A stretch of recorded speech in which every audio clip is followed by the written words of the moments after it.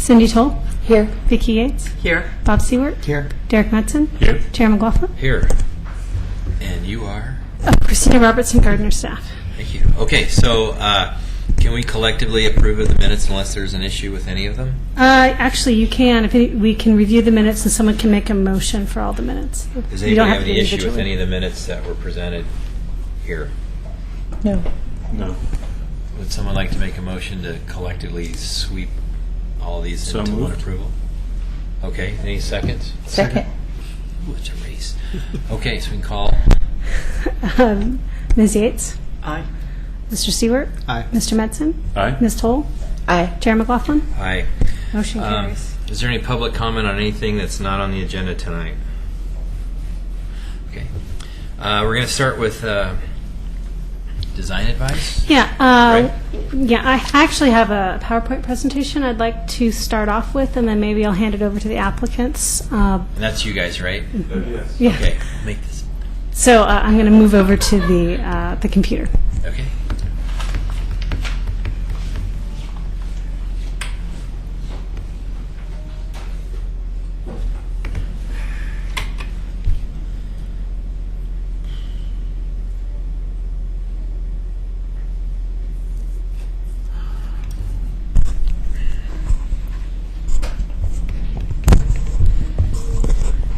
All right.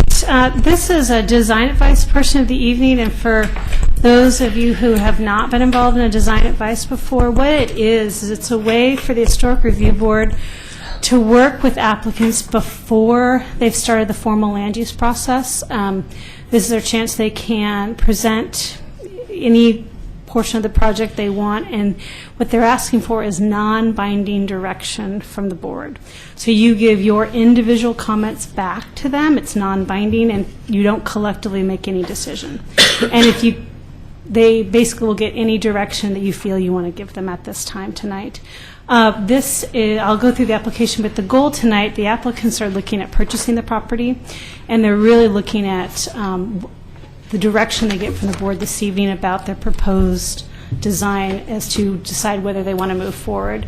If they do move forward, they actually plan on turning in the land use application tomorrow morning for the September meeting. So it's really one of those, but they don't want to move forward formally, and they really wanted to have this design advice tonight. So I'll work you through the previous approval and then show you what the applicants have sent in, and then I'll send it over to the applicants, and they can kind of fill in what they feel like I've left out.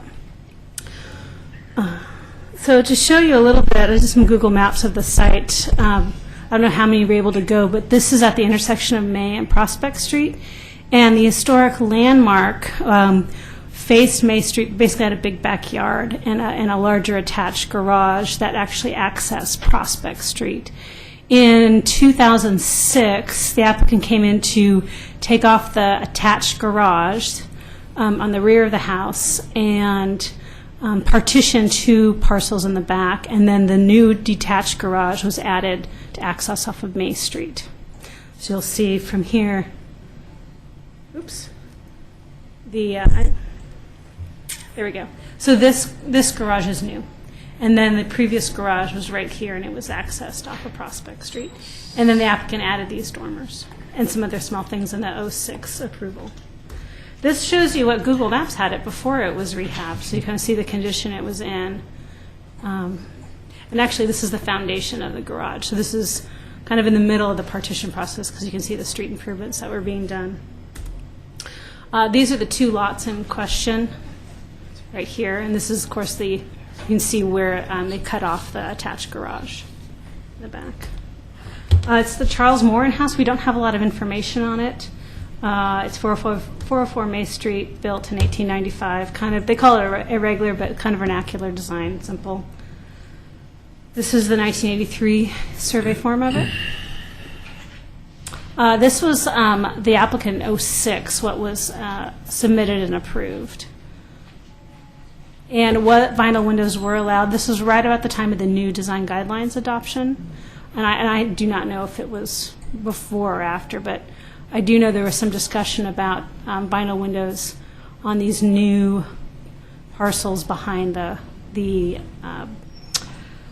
landmark and knowing also the neighborhood it was in and the appropriateness of requiring wood windows at the time. Because I know fiberglass was not really an option in '06 for the applicant.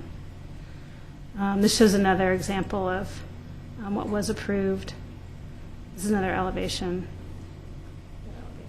And then this is the rear, so this is what would face the back side of Malala Avenue. Showing the floor plans. And this is showing its site plan location based on, so we have here the historic landmark, the new garage, and the 2 infill lots and the 2 detached garages. These are the conditions of approval from '06. A lot of it related to some more details, and they did allow vinyl windows in '06.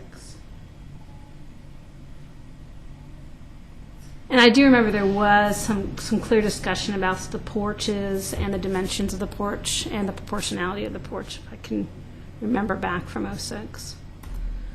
So where we are tonight, this 2006 approval has expired. So really, you're not bound by anything from the '06 approval, but it does give good background of what initially was approved by the Historic Review Board. The applicants tonight are looking at purchasing these 2 vacant lots. They've remained owned by the developer who developed the partition, have not been resold, and he has chosen not to move forward with building on them. So I'm going to pretty much pass over to the applicants now, but they have 2 different plans. Plan A shows more of a symmetrical design, but with an attached garage at the rear, a 1-car garage. You can see that from the plan.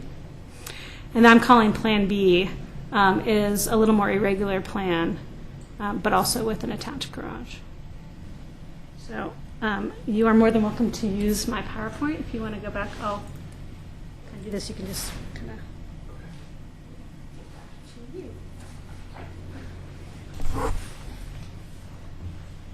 So I think the goal.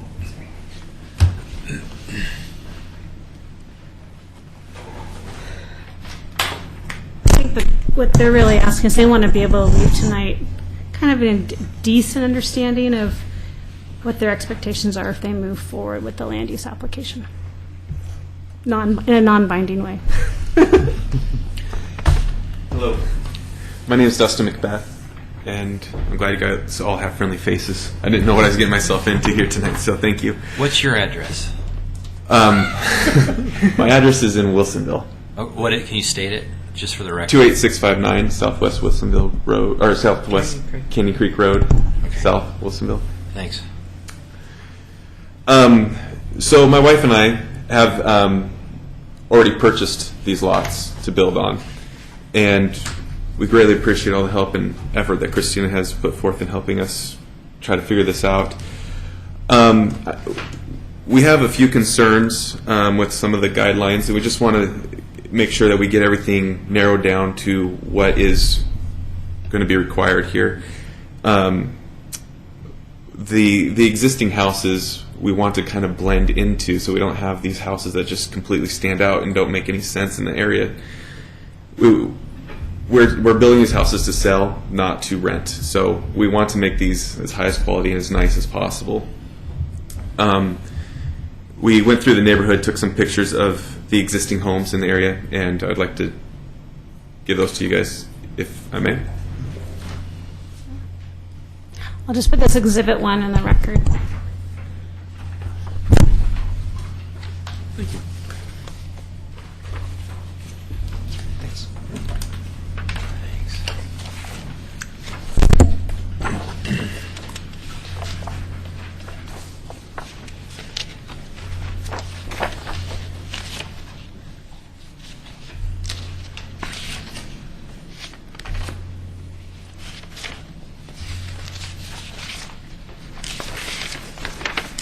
So as you can see, we're trying to match the price point of these other homes in the area and still maintaining the original floor plan that we were thinking about building on these lots is completely different than this. So we had our architect draw something up that was kind of a hybrid of the living space inside that we wanted to meet. plus an exterior elevation that would satisfy the historic review area and blend in with everything as well. One of the big questions was the fiberglass windows, wood windows in that area. There's not one house that has wood windows, so that was kind of a big concern to us. The house on the corner's got wood windows, right? Or did they No, they're replace vinyl. those? They replaced them. Gotcha. And then also there was some questions about the attached garage. As you can see, some of those homes in there have attached garage, some don't. New house, I would love to be able to have the ability to put an attached garage. I think it's a huge selling factor for It's cheaper. it's cheaper. And it helps keep the cost down. Exactly. So on the Plan A was what we were going to do on the house closest to the historic house. So this would, our side would be to the back side of that house. And then Plan B would be the next one over to the right. Can you pop on Plan B Yes. on our elevate? Yeah, thank you. Plan B also had a side entry with a front porch. And once again, there's a hodgepodge of houses that had side entries and some did not, that you can see in those photos. Christina, I have a question for you. Is that allowed in the zoning code, Which? the side entry? There's ways to get around it. We have interpreted in the past, if you have a main front porch and the whole house faces the front, if the door happens to be a side entry, we've counted that, but the whole front of the house has to be the front of the house. Okay. I think on one of these elevations, this bump out's missing. I think on the front elevation. Am I looking at it wrong? The south elevation bump out. Am I not seeing it? there. It's on the left-hand side, The front elevation. and on the north elevation, it's very, very gray, but it's on the Goes right-hand to- side. I can't see. But it wouldn't be on the north elevation. I'm looking on the south elevation. I don't think it's a bump out. I think it's flush with the, Then why are there lines with a little roof on it? Why is there a header? Yeah. What? Which bump are you Look talking at about? look at the south elevation. with the dormer or The south elevation, there's this a section with a roof on it. Yeah. It has two banks of windows. That bumps out about a foot. Okay, but where do you see it? It should be on the front elevation, but I can't see it. Oh. If you go back to the plan, that's the kitchen and dining room area, I think. Yeah, but it's not on the. I'm just saying it's a discrepancy on the elevation. Oh. There should be a bump out on this front elevation on the On the right. front elevation, right next to the post, I think that it might be blending into that where the what- post is. No, that's On- still not it because that's still the line of the house. Where's the laser? Oh, I see, because it's going over that door Right there. There should be a bump out on the elevation that shows that where that guy. where that It roof sticks out goes about a over foot. that door. But is that an issue? So this is right there, right? And Yeah. then this, I think, is that plane. No, but look. He's looking at the back. Look at this thing right Looking here. at that. This bump Oh, out. that. Oh. That Should right be here. sticking out. Should show on the front Absolutely, elevation. got it. It should be sticking out a foot. There should be a thing right there. Got it. Yeah. Sorry, I was looking at the front entry part. Yeah, I thought that's what he was talking about too. Yes. So that is missing from the front elevation. That's just 8 years of school. It pays off. Yeah, that's all I was saying. So I guess I had a question. Can I ask you a question? This plan, I like the other plan. That's pretty cool. This plan to me seems like cookie cutter icon development up on the hill, where this bump out that you got on the second floor would be very atypical of anything historic with a vernacular house like this. You just wouldn't see that. It's a very modern application. From a design part, from the historical thing. The other thing I see is, I mean, it all works. It's pretty cool, but you're doing a modern take on the front with that bump out, and then you're board and batten in the gable, which I know is a drawing, Right. and I know that's a cheap way to go for a gable. but it would never have happened in a house like this. You just wouldn't have ever seen that. And I totally get the garage gig. It's less expensive. You pour the whole thing at once. It wouldn't be typical historically. For the period of house that you're trying to accomplish, that period of house would never have had an attached garage. There are homes in that area. That street's such a dichotomy. You can't even say there's anything consistent. That's right. So that's where it's like, well, where do we break the line? Because you can do whatever you wanted almost, because there's nothing that, That's right. there's no It's a hot semblance of spot. anything. So That's why we're here. yeah, so it's like, you know, I'm all about trying to make this as easy as possible. So when you come through this, you can sail through. Well, and the other thing is that we, as Christina touched on a little bit, so we've purchased these and we want to get these going, you know, get through the process. We want to find the way to streamline and to get it going as quickly as possible. We Sure. don't want to be doing this, you know, in middle of December. What's, I think a way to help with the garage is to put a good historically aesthetic door on it. You know, like a carriage door or something like that, with windows to make it blend in with the house.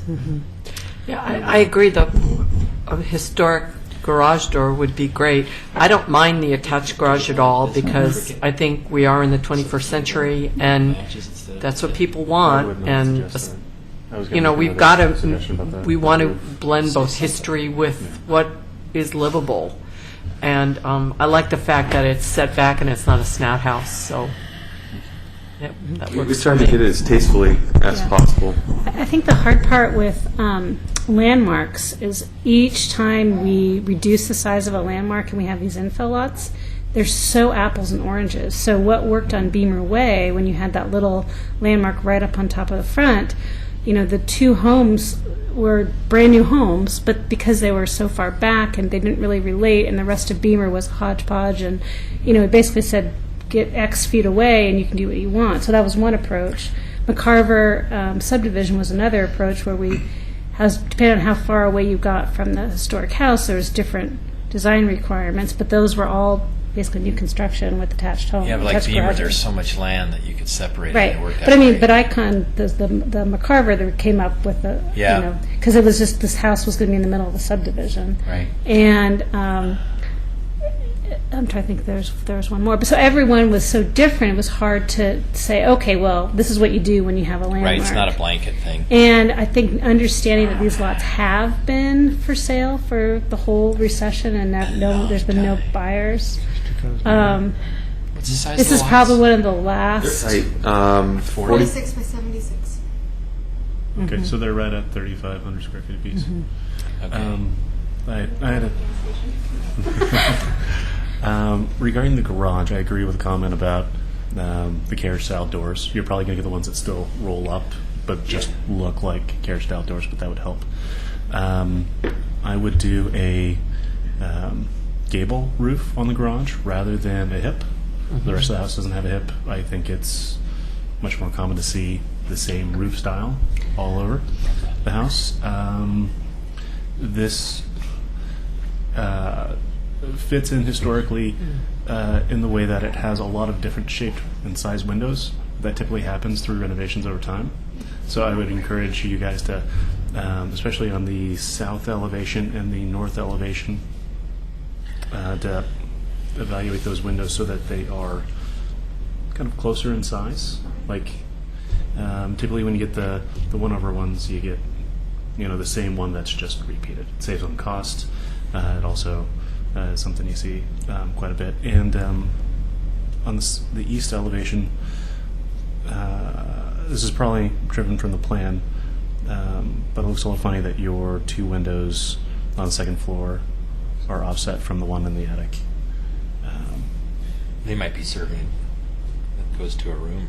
That's the master. That would be the master. Yeah. Master. It's probably centered within the room. Yes. In this area, it's the exterior that usually gets precedence over the interior as far as window placement. So just a note. And I don't have any qualms with the side entry door. In fact, I think it's appropriate. But I know that can be tricky within zoning. So hopefully Christina won't take I that issue with that. I would price out just doing some hardy shingle in the gable. It's a little spendier, but it would look a lot better and more appropriate. Yeah. Not That's what we're not gonna the do. staggered, but flat across. Because that would be more historically appropriate for an old house like this. Yeah, and I would recommend fiberglass windows rather than vinyl. Even though the landmark home was vinyl? Yes, definitely. One, it can be painted. They don't. I mean, even though they may start off as white, we can give them different colors. It's not that they're worried about. Cost. I know it's the cost. Yeah. Blows the budget for its price point. Yeah, I mean, I think one thing that I saw is fiberglass. I mean, basically multi-light windows, unless they're done well in wood. I worry more about doing more of 1/1 windows, regardless of the. You'd want one over one? Well, regardless, because of the design, because if it ends up being vinyl, I don't think you're going to get divided lights that are good vinyl. I'd rather see them 1/1, and then pricing out fiberglass true divided lights, or at least exterior. Way too much. That's- Way it's a lot of money. So Yeah. when we get to it, maybe worth it to look at what this looks like without having divided lights. In other words, just take the grids out. Just regular I- one over You know, one. these we slammed these together Yeah. as fast as we could because we purchased these lots a week ago. Last week. Last week. So we made the closing on it, and then we had to scramble to get everything in for this meeting last Monday. So there are some things like the side of the house missing, and Well, grids. There's Can a we little see bit Plan of. A? Can you push it over to Plan A? Where's the, So we could talk about the ones that. Yeah. There you go. Now, I have a concern about gabling the garage, only as far as rain runoff goes, because you've got a point right here where the rain will be coming down to the house, where the end of the gable meets the house. Oh, not gabling into the house away from. So the water would slope in the front and the Sorry, the outside. towards the front and the east. Yeah. So it'd be east and west, not towards the house. How could you keep it from doing that if it was a gable? Gable's going away. This just becomes this line comes out. It's just a gable on this end. Oh, I you just see. see I right see. Okay. So you make the gable on the side of the house, not the front of the house. Right. Yeah, I brought that up, but you'd have to build a cricket in there, and that's usually a water problem. Where's that letter of theirs? Is that on here? Yeah. I mean, I'm looking on the staff thing. Oh, can you find it? How's that? Now in development. I'm not very good at this computer stuff, but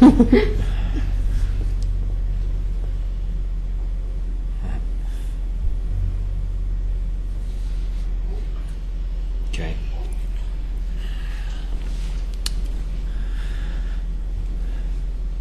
I think what it comes down to, because of the neighborhood and the lack of historic integrity of anything there, I get what you're doing. It's always the same thing with this board. You let one thing happen, and then it sets precedence for everything else, and then it's just a snowball.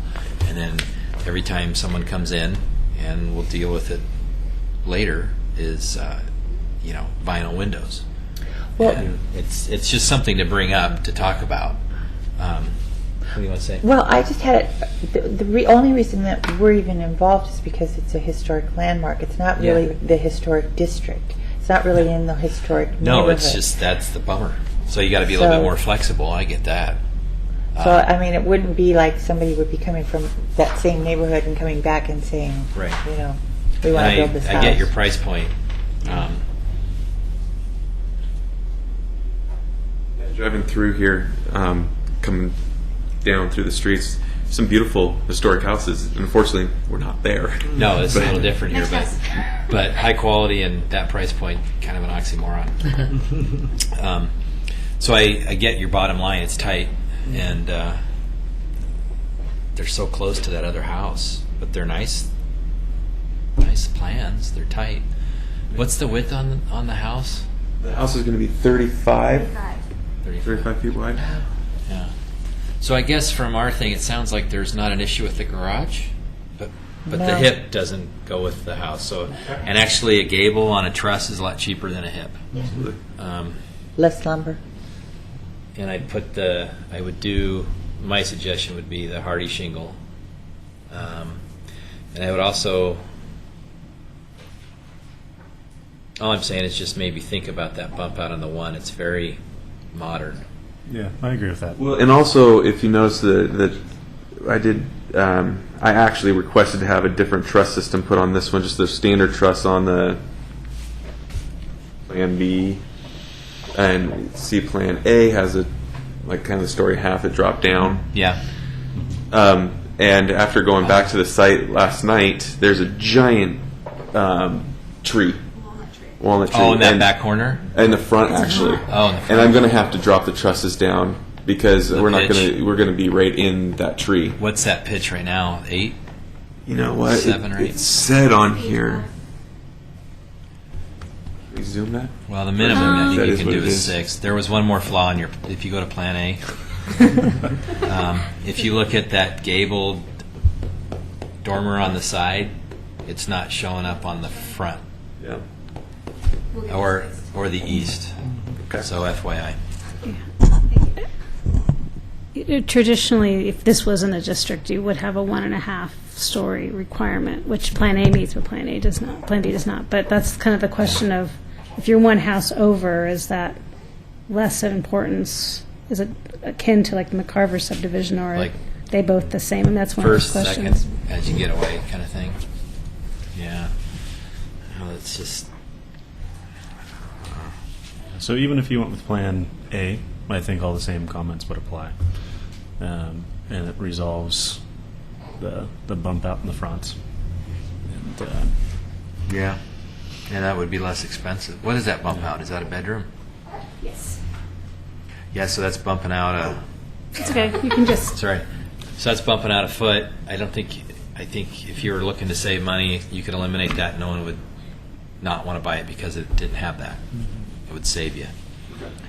One of the And- reasons we did that was to differentiate the homes from each other, Yeah. so they weren't just Weird. cookie cutter next to each other. You'll have that irregardless, I think, but color will mitigate that. I get it. Oh yeah, that tree right there where the outhouse is. That actually was retained and is a street tree. We're using it as they have a covenant to have that as this required street tree of the partition. So you guys have to put sidewalks in there. Yeah, and you know that was another thing where that porta potty is, putting that sidewalk up there. It gets fairly steep, and then the sidewalk ends up. It just is going to stop at the end of our property. Stop at the tree. But it's in the middle of the neighbor's front yard, which there, there's a easement and all that stuff there. But Yeah. that's going to be awkward going through there, and we want to keep the tree. We're not going down that road, but I'm just concerned with putting a sidewalk up there that close to the tree with the roots, and That'll what's that have to going to be be a- in Yeah, it's 5 Public years? Works. Do you still have to go in front of the city commission? Sorry. Do you still have to go in front of another review board No. No. before you build? Just us. so are you looking to build these this summer? I'm going to build these if I could get an approval in the next 6 weeks. I'd start then. I want to start on these as soon as possible.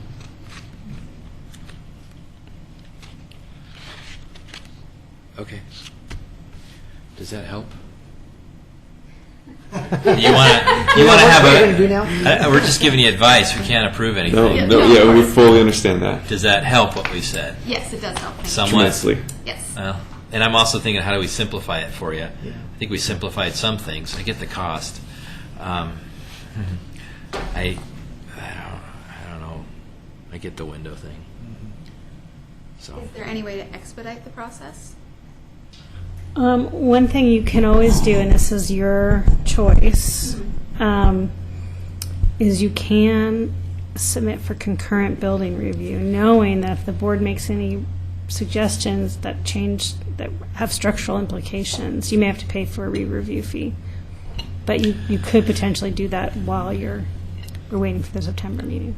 and the things we suggested, the only structural thing I think of is the roof.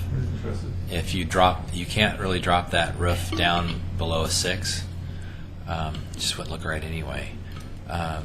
But you could do that. But you've got drawings and some engineering to do that won't happen overnight either. So, And to a large extent, that's, well, I guess the review fee is a little bit, but it's not too much. And it's one review fee for both homes. So they get uh, in a sense, it's split in the 500 per home. Okay. and maybe you got a 2-for-1 on the lots, so everything's cool. Yeah. Okay, We were excited about them. yeah. Good job. Good fun. So I think with those, if you want to expedite and do that, putting in with the building, but like I said, you probably wouldn't be able to turn anything in for a couple weeks anyway, I bet. But you could do that. Thank you. Yeah. So I hope that helps. It does, yes. Absolutely. Okay. Well, thanks for your time. Thank you for your time. Appreciate it. I'll take that baby home. Okay. I think he likes it. Because it's boring and he's probably going to sleep. He's going to be a little builder. How old is he? 4 months. Today. Yeah. Wow. No, tomorrow. Today. I don't know. That's a piece of cake. All right. Okay. Thank you. Thanks. Thank you. So next thing on the agenda, do we have to make a motion to make a continuance? Yes, let me move on 1 second. Let me get back to. I'm not going to read that thing for that, right? No. Okay. So, So this is HR 1203, and the applicant has provided insufficient information. This is a request for a carport at the old dive shop, and it was a landscaping company right in Kenema, the industrial building. But at this point, staff's not ready to make a staff report, so I'm requesting continuance to a date certain of next month's meeting. we need to make a motion. Does anybody want to make a motion on that? I move we request a continuance on 1203, 12-15. 12-15, oh, 15. Oh, yeah. HR 12. HR 1203. Someone want to second that? I'll second. Okay. Okay. Trying to rock. Mr. Metzen? Mr. Metzen? Aye. Mr. Seward? Aye. Ms. Yates? Hi. Ms. Toll? Aye. Chair McLaughlin? Aye. Motion carries. Okay, so next thing on is PC 12-10. And just to let you know, the PC numbers, It's the HR this is our number. first month of the new agenda system, Do we have to and we're s- still working out the kinks of this new program, and so it's generating these PC numbers, which is a planning item. We don't say It's a totally irrelevant number, and we are trying to get it hidden. So Okay. the numbers, the Historic Review Board number is what matters, so Okay. this PC number will hopefully go away in the Okay, future. then we're going to start with HR 12-4, 208 John Adams, new construction in the McLaughlin Conservation District, and I have to read this thing because we're going to have a public hearing. So, we will now open the record for Oregon City file number HR 12-4, 208 John Adams, a request for new construction in the McLaughlin Conservation District. So, where I start?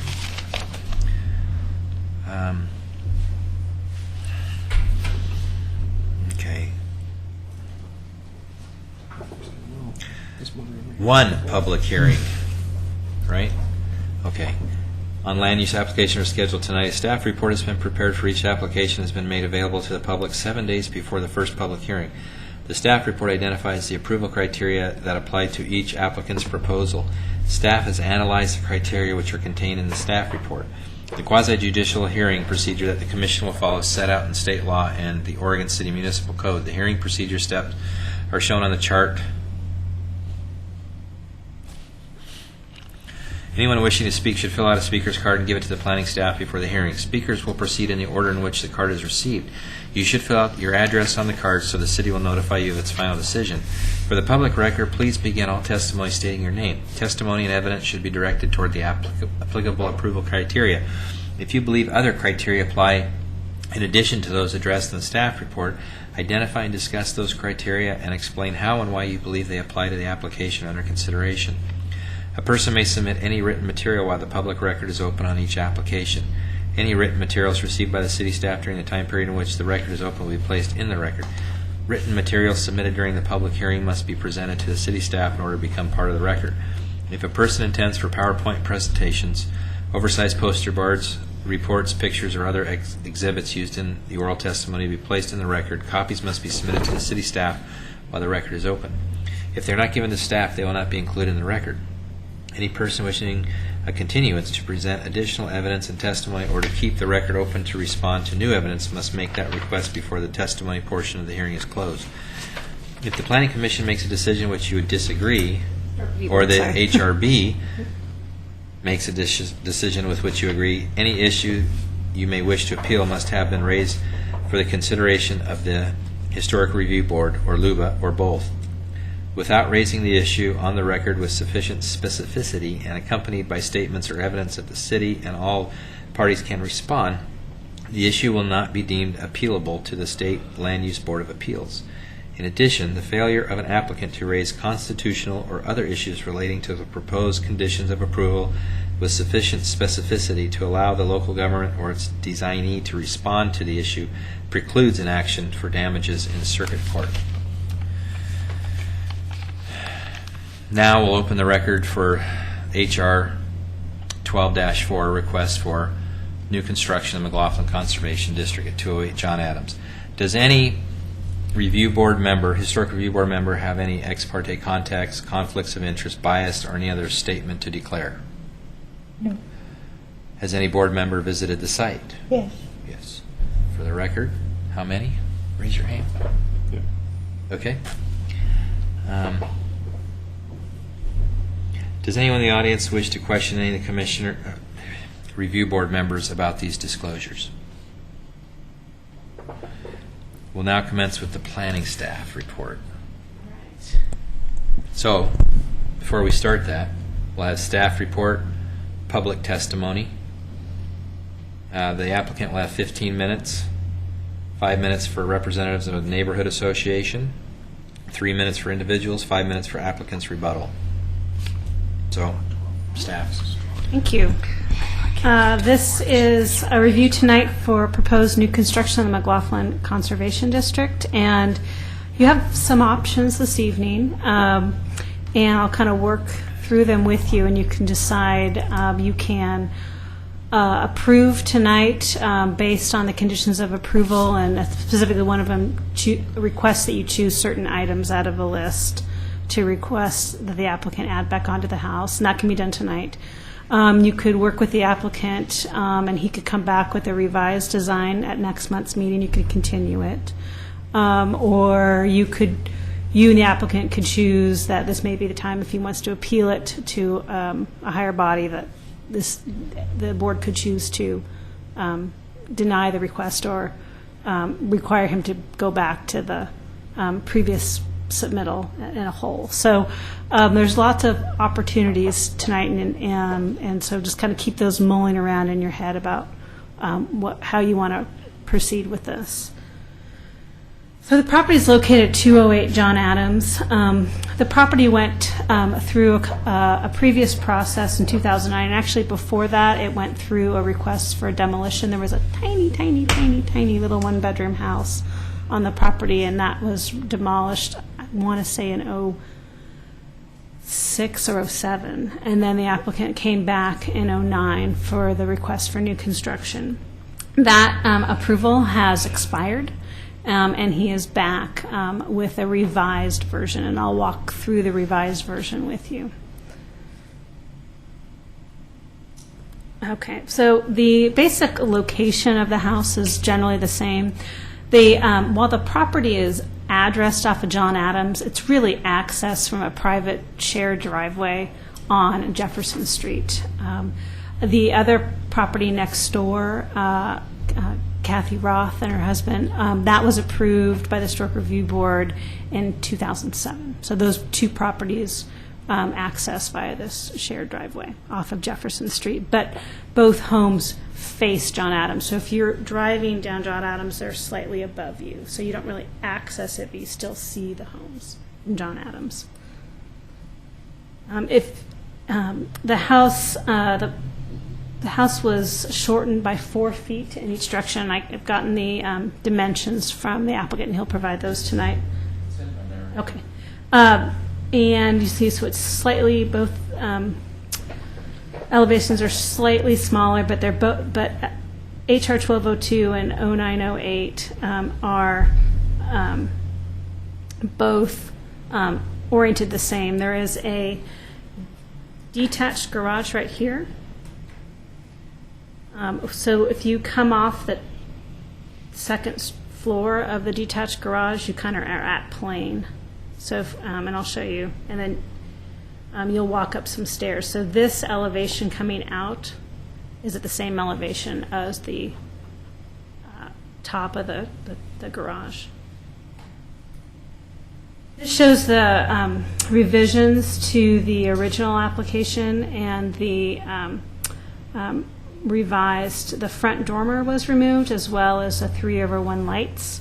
And the front door was basically enclosed and shifted to a side entrance. So where you see these 3 windows right here, the door is now right here. So imagine right here becomes almost a 3 window front entry area with the side door now, the door now oriented to the side. And where's the door now? It's right here. So you as you go around the corner, the door is Oh, on so the it side. bumps out? Yeah. Okay. So this area right here continues to, this is a bump out in front, and then just this line just gets continued to add to a front. Is there not as many steps on the new plan as there was on the old plan? Correct. I'm going to let the applicant discuss that. And we're looking at this from John Adams. Look at which is this, which is it's a bit of a misnomer Street to because the you're west. about 10 feet 10 feet below below. it. Yeah, you can't even So see when you really you don't see. actually, a person can't be at this elevation. No. You'd be standing in the air, but it's Yeah. a good way to Definitely. compare the two. This is the elevation. If you were at the Ross and you were looking over, this is the elevation you see. So now here you see the side entry of the door, and then this is showing the porte cochere right here, and then this is showing the rear porch, and then the garage would be right here. This is the rear. So in the 09, you had also a rear dormer and a reconfiguration of the rear windows, and then instead of 2 sets of French doors, there's a 1 light door and then a set of French doors. And this is the rear porch. This shows the side elevation. That's actually to the neighbor to the south. And this clearly shows the dormer configuration, and this is without. We had 2 sets of comments from the public. The McLaughlin Neighborhood Association requested continuance of this application to get more information about the proposed new construction. They felt their concern about the application and did not have enough detail to show compliance with the standards. The proposed elevations did not indicate scale. The second level drawing they felt was of poor quality. We're not sure of the proposed materials, and they had trouble understanding the context of the relationship to the other historic houses around them, and as well as the concern for the porte cochere and its appropriateness for an Oregon City bungalow. Kathy and Charles Roth, who live next door, had some concerns with the massing, lack of dormers, and the porte cochere as well. And they felt that when they went through their design review, there was a great concern about bringing in architectural styles that were not found within the Oregon City McLaughlin district, even though they might have been found in Milwaukee or Portland. And they felt that this same issue with the porte cochere should remain consistent, that if Oregon City does not have a history of porte cocheres, especially relating, even though it might be appropriate for the architectural style, proportional to that, bringing in an element that would not normally be found in Oregon City. They were concerned about that. Kind of playing fair, they felt. Let's see. So the crux of the issue is the applicant initially proposed a bungalow style, which meets one of the 3 design criteria for the McLaughlin District: Queen Anne, bungalow, and vernacular. So that's good. But the question is, with the revisions, has the applicant moved too many bungalow details? So the building, you need to ask, does the building still read as a bungalow? And that was one of the intentions of the design guidelines, which was to have buildings that clearly read as a style. You could still have a very proportional building that would be compatible in the district and meet all the proportionality and have the right window fenestration and the right proportions of window to void, but it might not necessarily be a style. So that was kind of the safe harbor. If you pick one of these 3 designs and look at the definition with the designs and provide architectural details that meet the design, you kind of have your safe harbor. If you choose to do a building or design that does not go down that path, you kind of are a little bit on your own to show why it's still compatible. It doesn't say you can't build it, but you've kind of left the safe harbor aspect. And so what I looked at in the staff report was the definition of bungalow per our design guidelines, and it had specific elements. I looked to see if the applicant met or did not meet each of the elements, and that's in the staff report. And what you saw out of that, actually I'll move on a little farther, was I felt it did kind of hit the tipping point of losing the definition of a bungalow, but the question of what needs to be brought back to get it back to a bungalow definition, is a bungalow enough? I felt as a staff level, I really wasn't ready to say if you do X, you've brought it back. So what I'm providing tonight is basically a laundry list of all the revisions. And plus, I also have introduced other bungalow elements that weren't in the original. Is at a minimum, what does the applicant need to do to bring the design back to a bungalow? Doesn't have to build what was approved in '09. I mean, it's a totally different building. You have to view it as he's coming in today, as if that approval never happened. So what is a minimum needs to be done to let it read bungalow? Because I think that's really or he needs to come back and make his case about an alternate design that's not bungalow and why it's compatible. So what I have briefly is reintroduction of 3/1 windows, either just on the John Adams elevation or all the elevations. We have reintroduction of the front dormer, reintroduction of the rear dormer, reorient the front door to face back to John Adams, remove the porte cochere, or introduce other bungalow elements onto the house, such as knee bracing or rectangular base, which could be done, or other elements that might feel as needed. So that's specifically, I think, the crux of what we're going to talk about tonight. And I don't have a particular recommendation. I think a couple of them will bring it back to bungalow, but I want to have that discussion with the applicant and the board tonight. I don't think he needs to do all of them. I think he can still have a pared down bungalow design. It still meets the bungalow requirements. Back to the porte cochere, I don't disagree with the McLaughlin Neighborhood Association and the neighbors next door. However, it's just not necessarily something I see as something that is so out of context for the architectural style and the neighborhood that it would be inappropriate. This is not a prominent building in a prominent location, though you do have someone who lives next door and really sees the side of the house, whereas compared to a infill lot. So I understand why the the owner next door did make that comment. So I'm going to defer it to the Historic Review Board. You have 2 sets of public comments that have very distinct opinions on it. And I think they have merit, but at the same time, it's a very proportional porte cochere. It's only 1 car garage, and it's, attached, and it doesn't create a massing that brings it out of proportion. So I guess I don't have a recommendation at this time. I think either way would be fine. Probably the more technical answer is could be removed, it should be removed, but I don't know if it makes or breaks the project, so. Does anyone recall last time, was there more information requested when you brought up in essentially the same quality plans?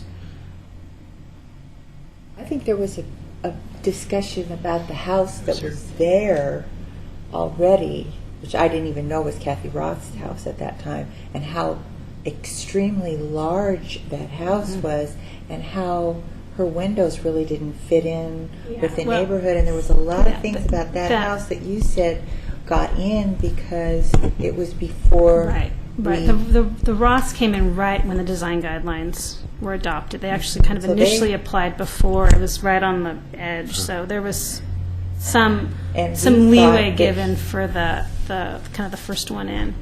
But yeah, I think the Roth house, there was massing questions. But again, because of these they're two odd infill lots that kind of exist in their own little plane a little bit. So there was some ability to understand the context of where they were in the neighborhood compared to more of a traditional infill, which was what we worked with Mr. Ettinger on the last property on 8th Street. That was a very traditional infill site where you had house, house, void, house, house. So we can talk about the portico share, but right now I don't have a specific recommendation. I'll kind of defer to the direction of the board. What we have is the rest of the conditions of approval are kind of the traditional ones. The applicant, as last time, proposed a CMU base to the porch, and what we said is no, and it should be wrapped with wood or maybe natural stone, excluding river rock, ideally basalt.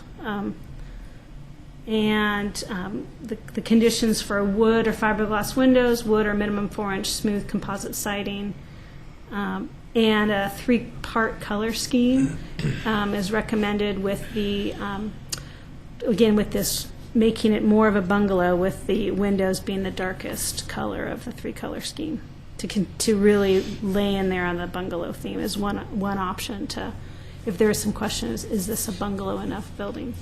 And then the last condition is really what I'm going to be asking the board to look at tonight is revision of what of this laundry list should be brought back. And talking to the applicant tonight, he's not necessarily, unlike the couple for the design advice, needing to break ground tomorrow and get in a foundation plans before the rain starts. So the idea is to work with the applicant, and if it needs to be continued an extra month, it sounds like that may be an option as well. So any additional questions of staff before I give it to the applicant? So is there a limited number of things on that list to make it more of a bungalow, or is a maximum number that we need to look at? The way I would approach it is you can't, I mean, even though we're comparing what was approved in 09 to what was approved today, you're not bound by anything that was approved in 09. So it's almost like he had this design. Question is, of what are other design elements that can be brought back or maybe newly introduced that can make the building read more as a bungalow? And that could be as little as one or as many as all of them. And that's something that you need to think about as a Historic Review Board member. Anybody else? Okay, well, let's turn it over to the applicant then. Thank you.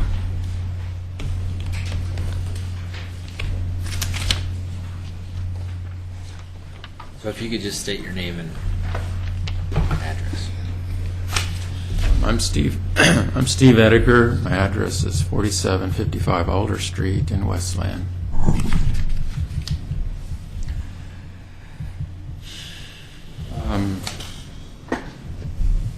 So I don't think I need to go over the narrative that I already put in here. I assume you folks have had a chance to look at it. Is that right? I hope so. Any coaching? I'll take any coaching you have for me. But so I have a few impromptu comments here to start with, trying to understand and give you an understanding of what my approach is to the design of this this lot. I've been working with a infill builder in Portland for 10 years. He was doing the infill in the old neighborhoods when it was just starting to become popular. And I've learned a lot from him. And what he would always do is look at the lot and look at the houses around the lot and try to integrate some kind of a design that was informed from the houses around it. And that's kind of what I do. And I know there are other kind of classic lines to follow or specific elements that are appropriate to different styles. But essentially, looking at the neighborhood, that's kind of my starting point. Christina mentioned the lot is pretty irregular. It's got a topographical change of actually 14 feet if you look from the lower end to the upper end. The old house that was demolished was in the area. And maybe I need to use... Yeah, here. I don't know how to do You that. can use the forward and back buttons if you want. There was a site plan, wasn't there? And you can use this as your arrow. They can see that. Okay, all right. Okay, so here's the lower end facing Jefferson, and here's the higher elevation that faces John Adams, and it's probably all at 12 feet elevation change. And the road for John Adams is really out here quite a ways because I think they got tired of trying to tear into the rock that was in this site. There's just a whole lot of rock here that you have to deal with.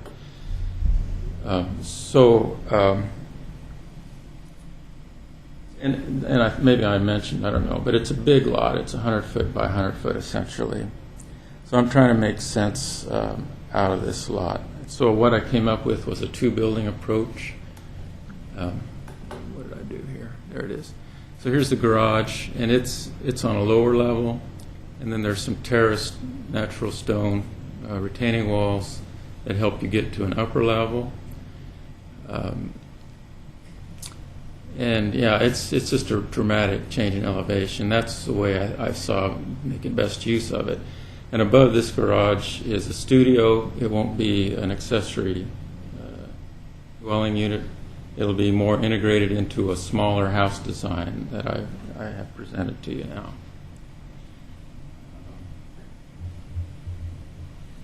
So part of the reason going smaller is that's kind of the thrust in home design these days. Try to maximize your space and try to be good stewards of our resources. Also, I was able to increase the distance between my neighbor here, and I don't know, I have it written in the narrative, but it's I think it's at 14 feet now.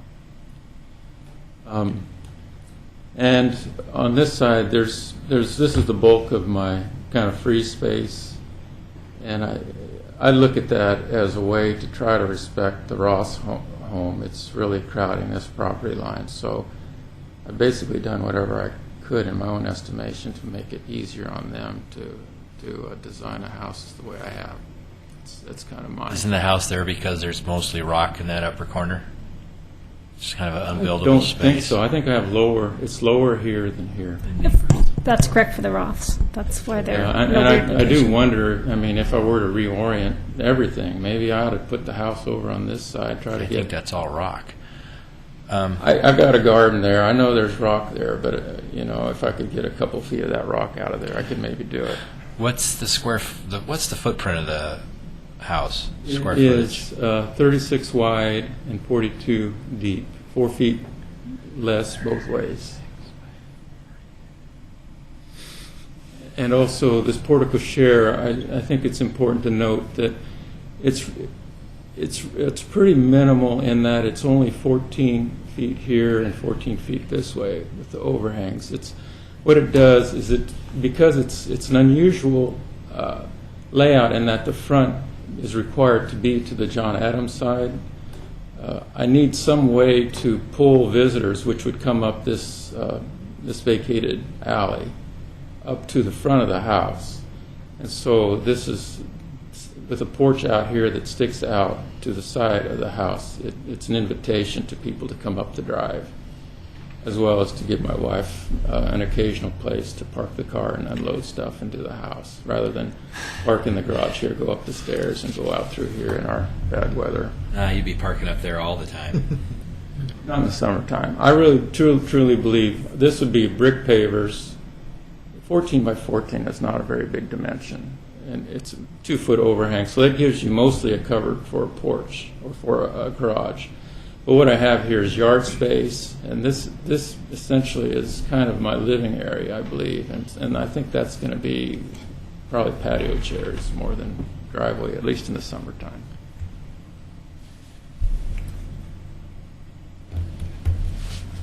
Well, let's see if I have any more notes here. I want to. But you're going to build this to sell, right? I'm planning to move there.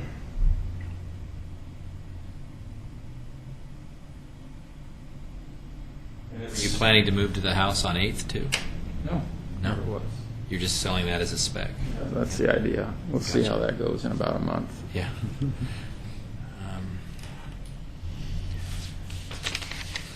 Well, I had some questions for you. I have just a couple more things. if Sure, I can go ahead. Finish up. I know I'm not Real all quick. that well put together here, but so in the immediate area, there's a house on Jefferson Street that's towards 7th, just a couple houses from the vacated alley. On the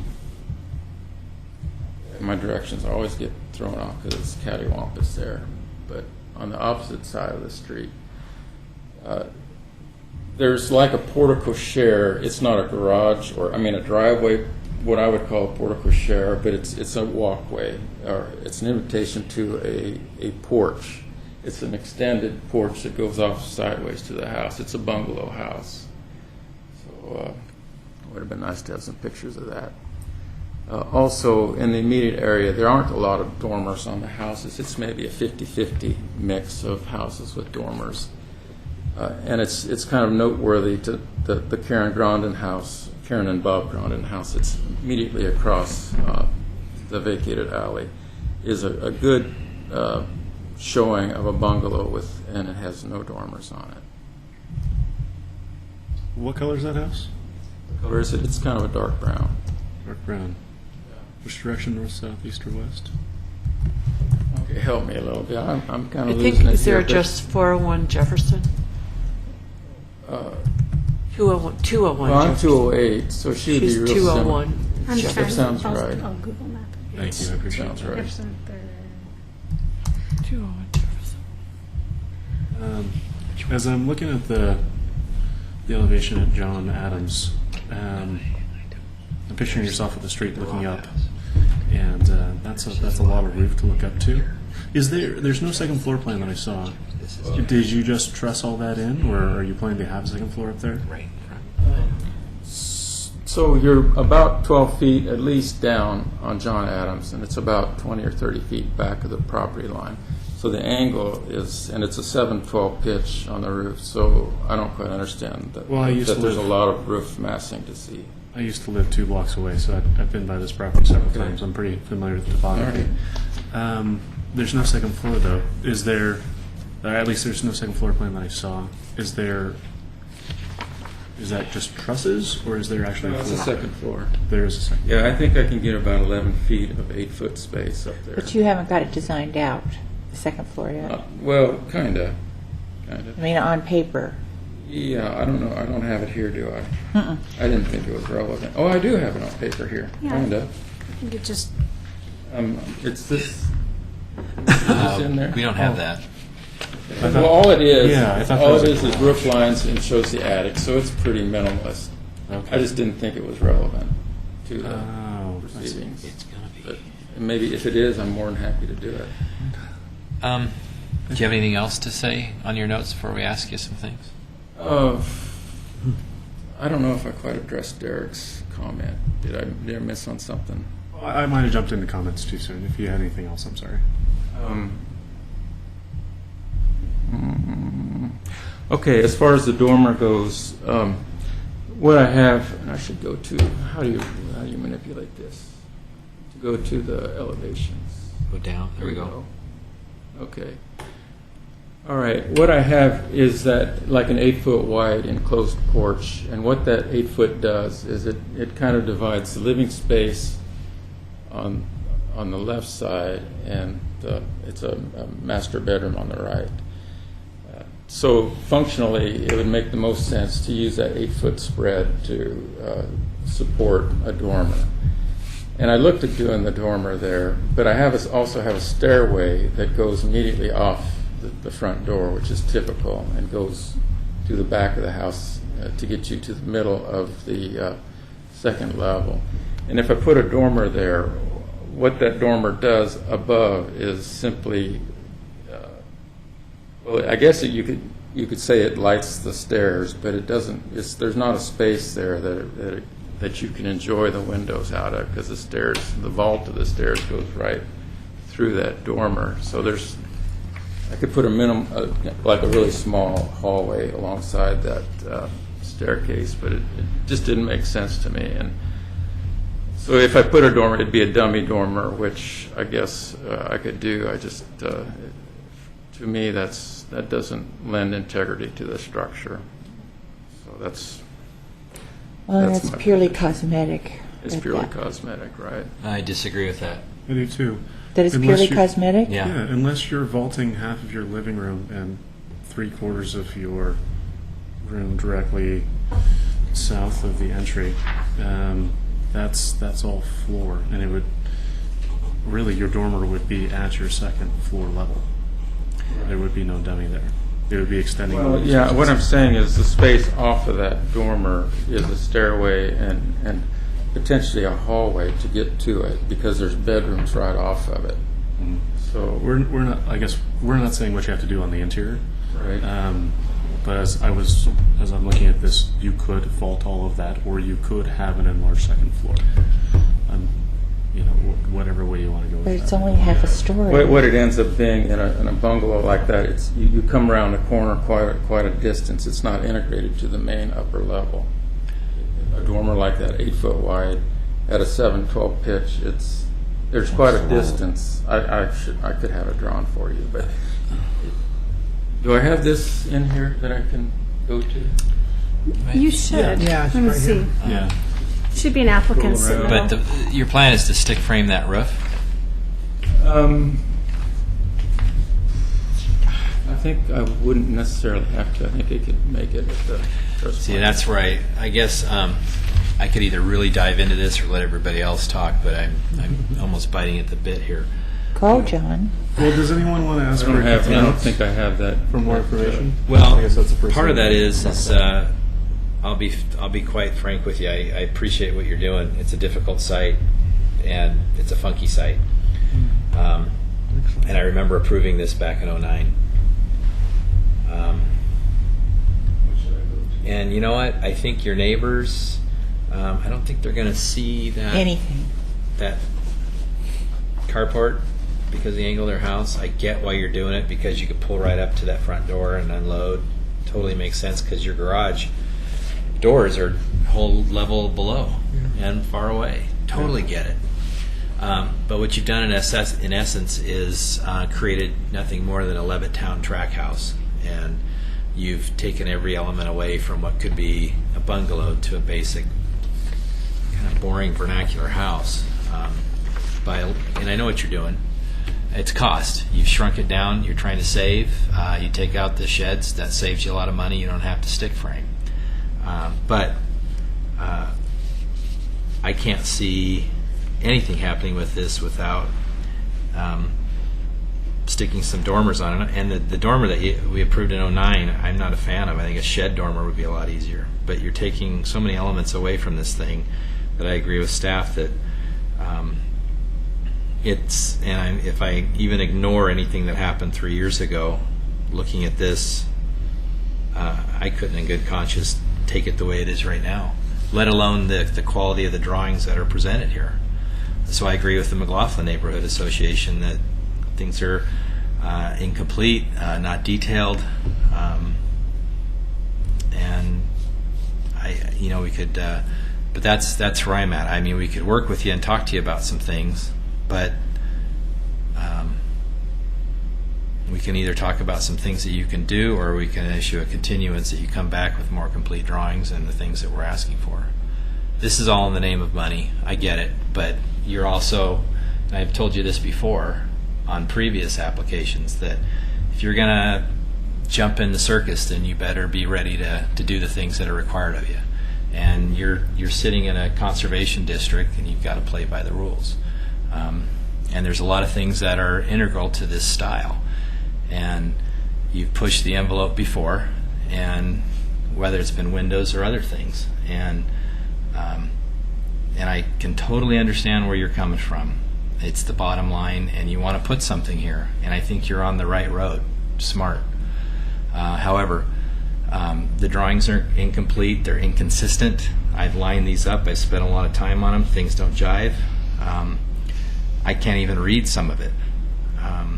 So first thing is the drawings have to be complete, and I can't even think about saying yay to what I can't read or don't jive. Your windows don't line up. Your roof pitch not called out. You've got windows on a floor plan that don't jive on an elevation. There's an enormous lack of detail. So you made the comment that you weren't quite prepared coming in, and the stuff that I have here is pretty incomplete for an application that wants to be approved.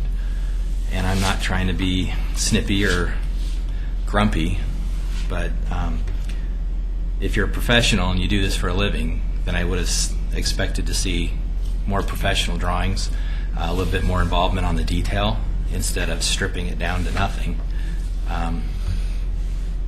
So that's kind of my soapbox. I'm sorry for that, but it takes time from the board, and to have something of this caliber, it's not professional. And I'm pretty sure you are one. And I would expect if you came to us with something, it would be complete and it would have the detail that's required. That, I'm not speaking for the board, I'm just telling you what I see. And I'm not trying to, like I said, I'm not trying to be grumpy. But Do you have an architect that can draw for you? That I can usually take do my own drawing. I just didn't think it need, this is what I've used. I guess I presented something nicer on the last house. well, but a this site is- plan. We need a site plan. Something like a well, site plan. I mean, you've got this here, but it's difficult to read these drawings, and they're just incomplete, and they don't line up. And the other thing is, maybe if you could get someone to draw it for you, you could converse with them and figure out which of the elements that you could put back in that would be something you could live with. And then when you bring it back, it could look more like it should. I disagree with Kathy Roth's comments, but I agree with the McLaughlin Associations that there's just not enough information here to really make a good assessment. And being that you've gone through this process before and there was an issue with there being not enough information, so you came into this process knowing that this level of information wasn't really sufficient. I do appreciate that you took some photos and attached them on the back. I don't know if Milgard makes fiberglass windows. They do. They do? Okay. Yeah, it's called Milgard Essence. I couldn't tell from that photo if that was a I don't know, type or what. but they do make a fiberglass window called Essence. They're a nice product. I can tell you right off the bat that garage door would go through some alterations if we had comments, and I would probably ask for a continuance, and we're open that up for discussion. Vicki, do you want to say something? Yeah, I did. I'm wondering what the board feels about the porte cochere. I know when they've come up in the past, we've always said it's not appropriate for the neighborhood. And I haven't made my mind up one way or the other, except I want to be consistent. And if we've been saying that over the past few years, I don't think it's fair to everybody else who's come before. I don't think we've had anybody actually No, I haven't. propose a porte cochere. I don't We've recall. talked about it, We though. might- We've talked yeah. about it quite a number of times. But nobody's even going to see this except that one neighbor. I don't even think they'll see it. And they probably won't even see it. It's not even going to be visible to anybody. Yeah, that house is angled so much so that even some of their windows probably wouldn't even see it. Okay, I have to go see. I didn't go to the site this time, so I will do that. But I don't know. I agree with Derek.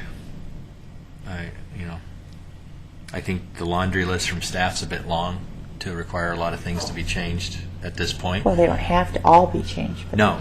No, but a lot of them should be. So if I can interject something here. Yeah. So these, I don't know, can you see the picture behind you? This is my drawing formerly, and this is my drawing currently. So I'm trying to determine how the one is not as adequate as the other. What I was saying, and I can only speak for myself on this item, that Look here, Did we Okay, approve I'm that sorry. in 09? The port kosher? and I You did? I guess well, we did. I believe John said earlier that he looked at this and thought it wasn't sufficient, but they went ahead and went through it anyways. I looked at this. I was not on board then, and I thought, oh my gosh, why was that approved? I'm giving a rationale for why you got what you got, because this is what I sent through last time. Okay. I would say if you were going to put a dormer back, it would probably make more sense to put the rear dormer in than the front dormer, because you can't even see the front of the house from John Adams. You're not even going to be able to see that house from John Adams as you drive down John Adams. That's The not only true. people who are going to see that dormer are the front people that stand, and they're going to have to, like she said, be out in the air to see them. No, I think it's pretty visible from John Adams. You're not going to see the wall, essentially. I mean, you'll see the top 2 feet of it, the top of the windows, but you're But going it- to see a lot of that roof, especially coming from the water board, or, especially coming from the water board. But even I don't approaching know. it. I was I mean- out there today, and I couldn't figure out how you could even see any part of that house Well, think about the unless you Ross were house. really, really in a Yeah, that's very commanding. high truck. Well, think about the Ross House and how present that is. I mean, that has more of a street present from Third because it is on the corner. But I think this thing is just as visible from John Adams Street. It's about a story shorter. It is. Because it's a 2-story. The Ross is a 2-story. This is more bungalow built into. Yeah, I could see the Yeah. Roth Just house, an but I should. explanation. But your first And only story the is at top their of it. second story, essentially. Their living space, not the Because garage the from the approach on the back. topography changes some, and that's part of that. Yeah. Yeah, I remember talking about the garage and the mitigation because it was so tall on the side.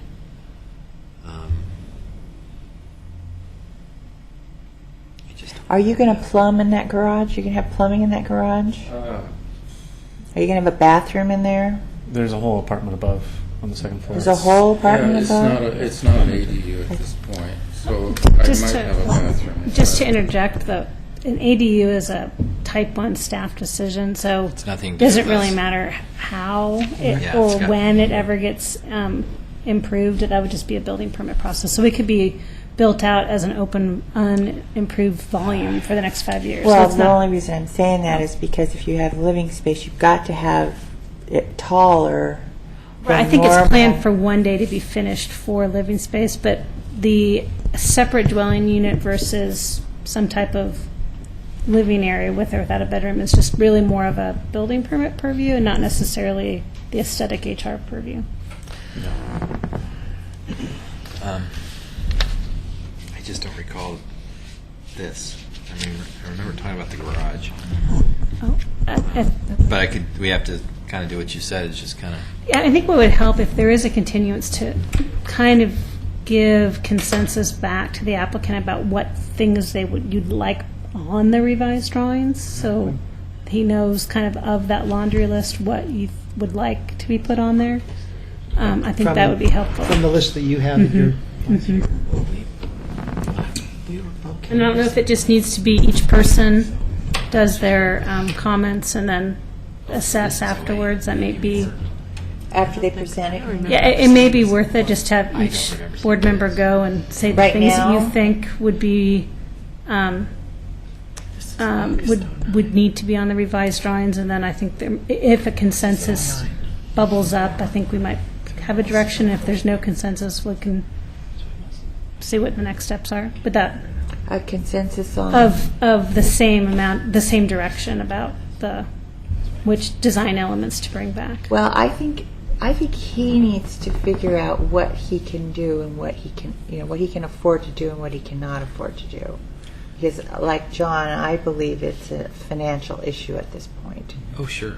And 100%. I think he has to figure out what's more important to him to put on that house to make it look appropriate. But the list that you have, would any of us have anything to add to or subtract from the list that was prepared by the staff? The No, possible I think things? it's So complete. the applicant can then go to that list and, I have some things. Oh, okay. Just giving you some direction as far as the drawings, for instance, to describe what's going on here. Where's that? You know what? screen. Yeah. What's That's in that? my packet. Oh. I just went back to the packet.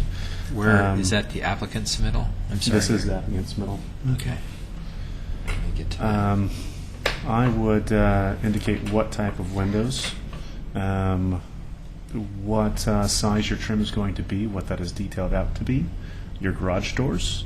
Do those have lights in them? Do they not? Typically, bungalows, I'll say, have relights. The size of the front door, the way you have it set up, does not allow for that.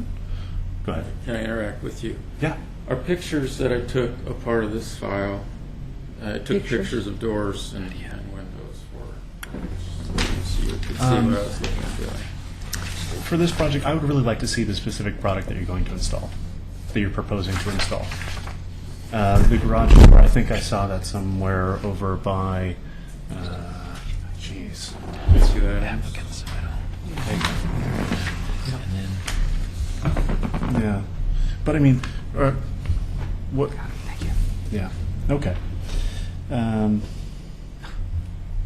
Are you?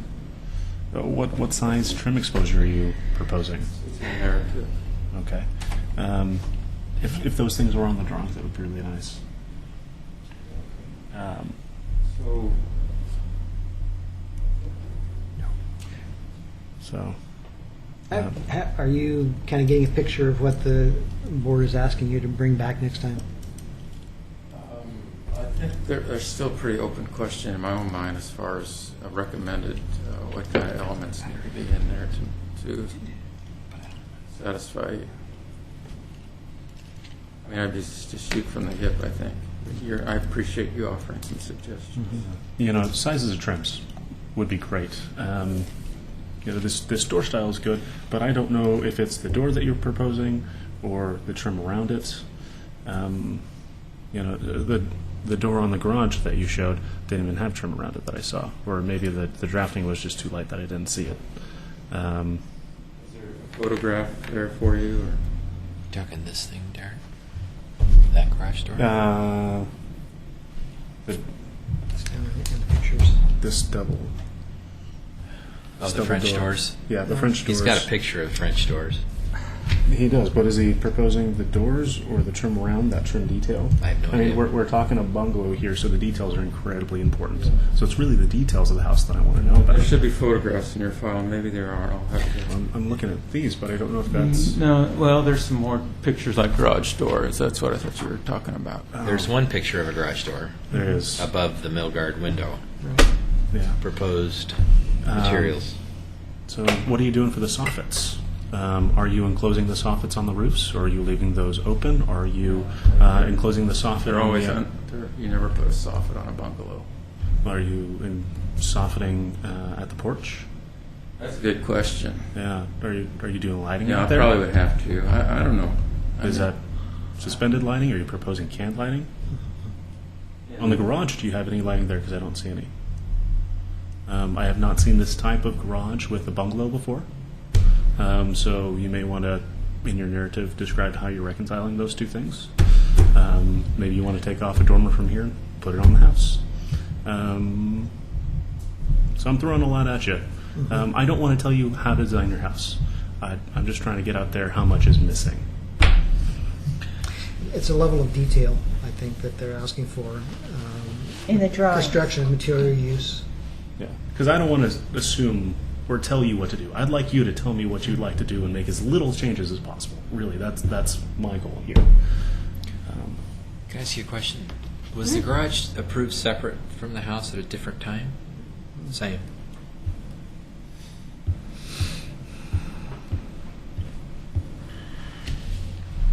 Anybody else? I'm done. I'm just thinking.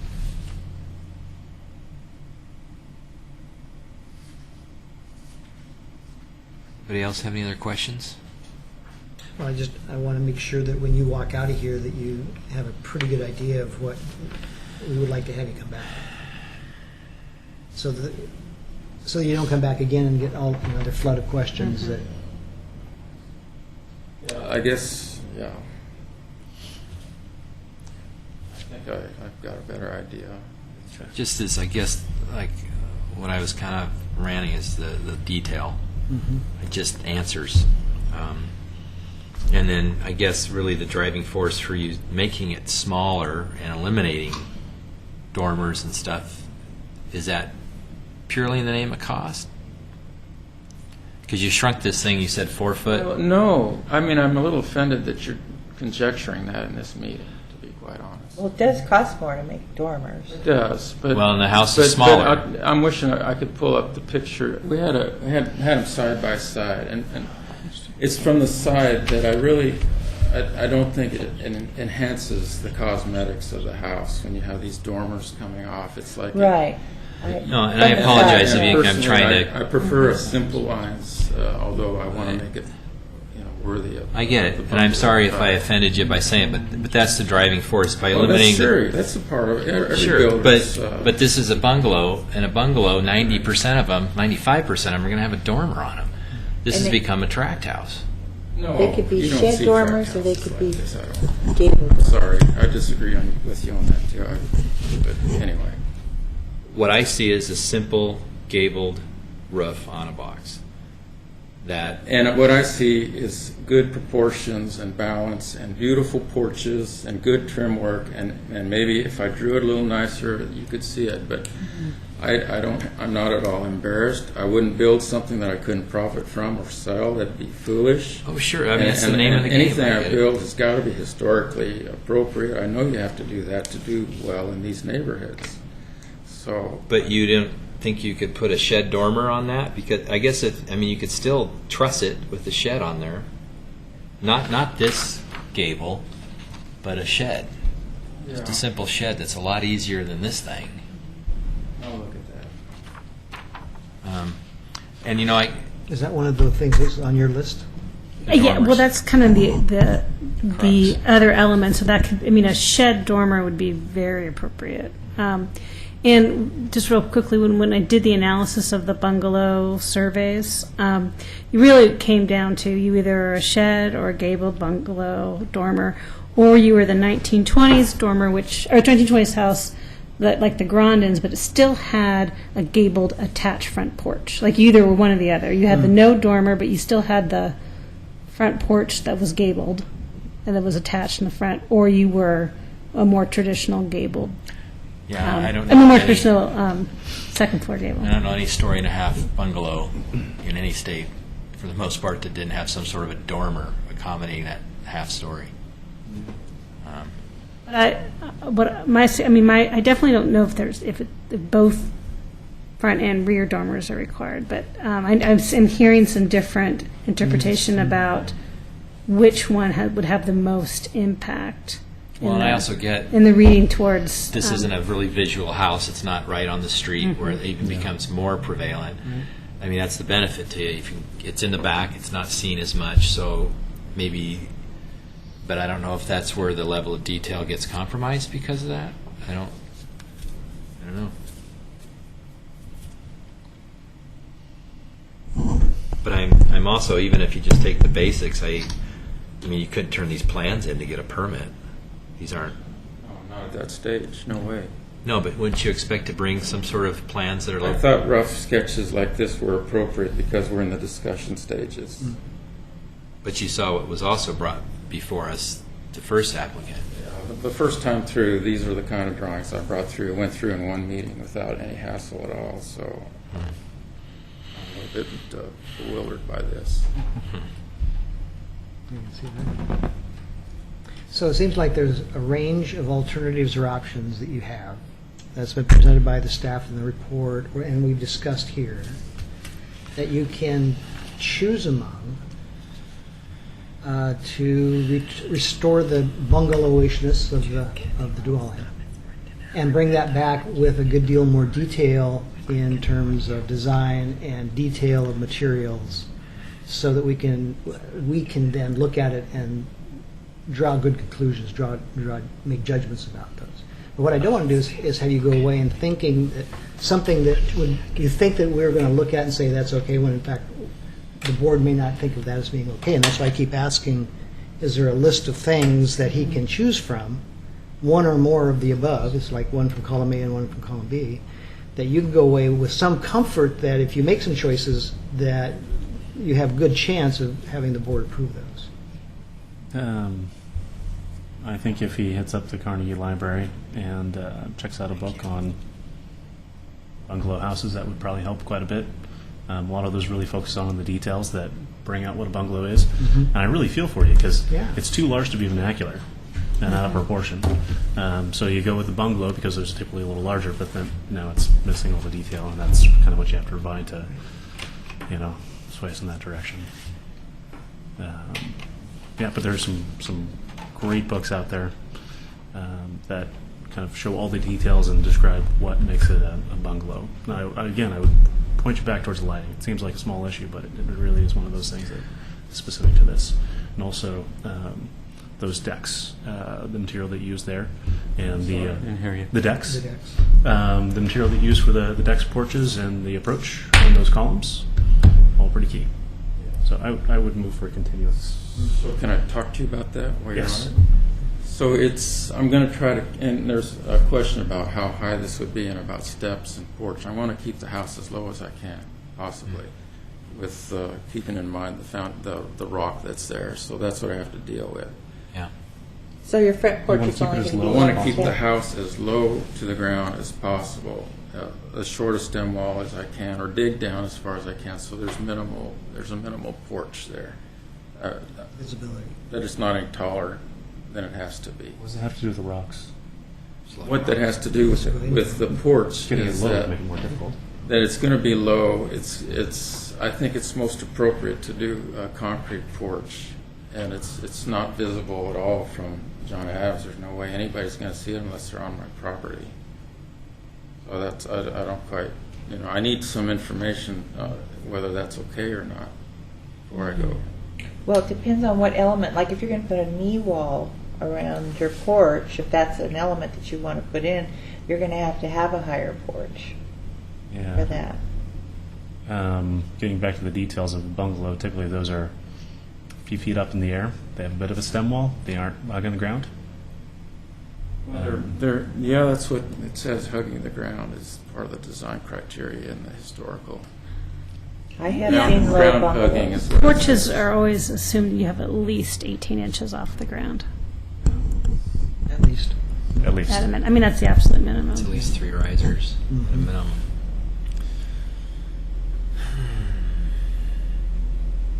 I guess. That is part of the bungalow thing, though. Well. Is not too tall off the ground. Yeah, but that's the It's whole not. mass of the house. But I tell you what, you come back here with some good supporting evidence, and we'll chat about it. I would challenge the thought that a big concrete porch is the most appropriate thing to do there, or the cheapest. So if But it's not really that visible, cost. does it still matter to you from the public right of way? Fine. Yeah, I think it does. We made exceptions before about it not being visible. I will say that, but that is the exception, not the rule.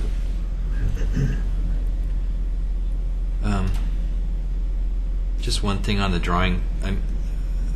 The windows and doors don't jive, but on the John Adams side, what's on here where it says 1202, it looks like it's a bump out where those 3 paired windows are. What if that's supposed to look like is an enclosed porch, like a screen porch, glassed-in porch? Oh, but then there wouldn't be a line on the right, probably going down. If it's an enclosed porch, it would. If it's supposed to have that look.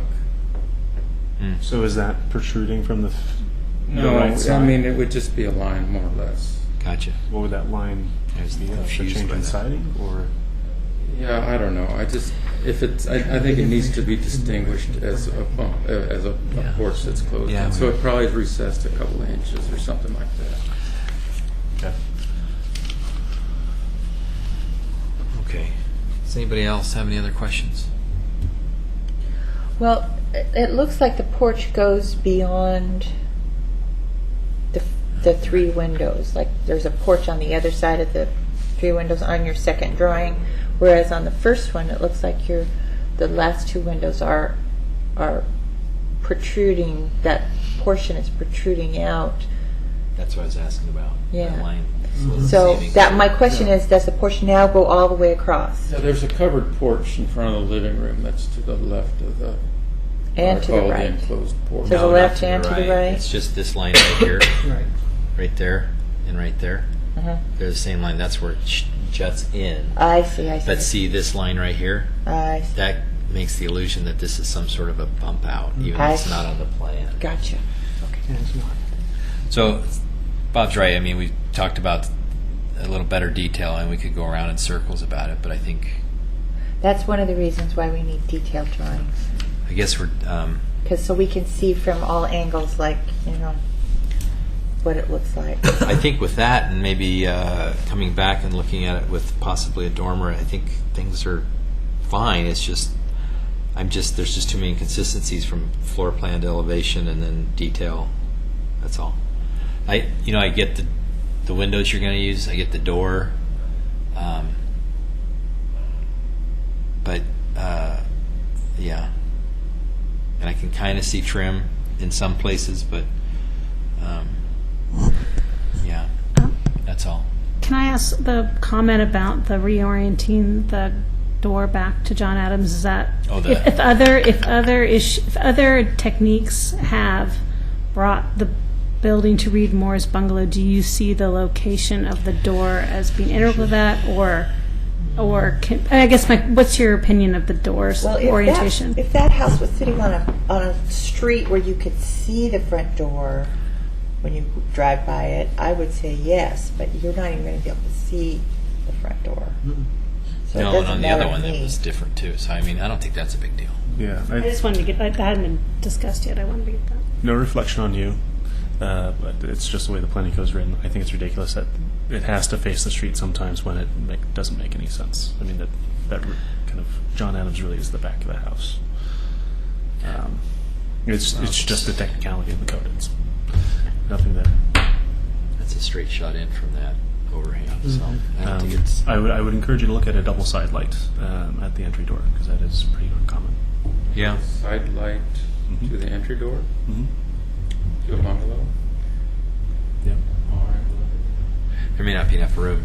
Yeah. You Yeah, might it's pretty have- narrow. You might get one, but some have them, some don't. I know a lot of homes from 06 through maybe 015 or 1915, they had side lights. Some of the four squares did, but this is a smaller house.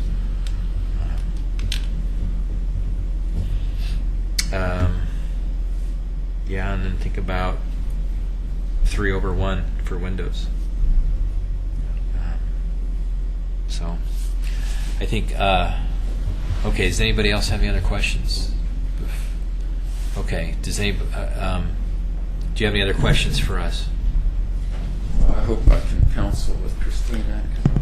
Yeah, and I'll work with the applicant on the deadline of getting a revised plan so I can provide a revised staff report. But it's for the September 25th meeting, so whomever is making the continuance motion. Okay. I will move for continuance. Well, I've got to necessarily close have this. to make it to the next month or. If you want to, if this just has to be tonight, it has to be continued to a date certain. So if you'd like to continue it to the October meeting, It that's may need to absolutely fine. because I don't know if I can. Okay. Well, In October. it's easier to do it now for the October meeting, and that's just a date certain that can be done. Because if we do it to September, then we'd have to Redo it September again. make it an item and then move it to October. So if you already know you want to wait to October, I just don't have time to get it there. okay, Okay. then we can do that. You're not horribly pressed like the previous people. That'd be October what? We can just call it the regularly scheduled October HR Okay. meeting. Well, is there any other questions for the applicant before I close that portion? Anybody? Okay, then I'm going to close the public hearing right now, and thank you for coming. Appreciate it. Does anybody have any questions among the board, or does somebody want to make a motion for a continuance? Well, I move Do you that have any- we continue this to the October regularly scheduled HRB. Okay, does someone want to? I'll second. Okay. Ms. Yates? Aye. Mr. Seward? No, I think it was Oh, this man. with the Mr. microphone. Benson? Mr. Seward? Ms. Toll? Aye. Chair McLaughlin? Aye. Motion carries. Okay. Thank you. Thank you. Thank you. Um, Yeah, great, thank you. let's see. The next one is now this one just has a PC, so I have to say it, right? PC 1211. Yes, because it's, no, don't worry, it's the adoption of design guidelines. It's actually Resolution 1201, but Okay. that's okay. 1211, adoption of revisions and reforming of the design guidelines for alterations and additions. This is still part of, is this part of a public hearing? It's still a public hearing because we're adopting something by resolution this evening. As you can see, the Can we just, gallery is full. As you recall, last spring, we looked at both combining the existing design guidelines for alteration and Secretary of Interior standards for rehabilitation into one document, hopefully easier to read, and then adding a little page preface to help applicants. The one direction I received from the board was about from the existing design guidelines for alteration was about ground cover. And so if you notice actually the easiest, just open up the resolution. it's got my name on it. Look out. And I need to grab it myself. Do we say that? About the extensive non-vegetative ground cover, mulch and bark are discouraged? So that's what, hold on. We do. Was I here for that? I apologize. Um,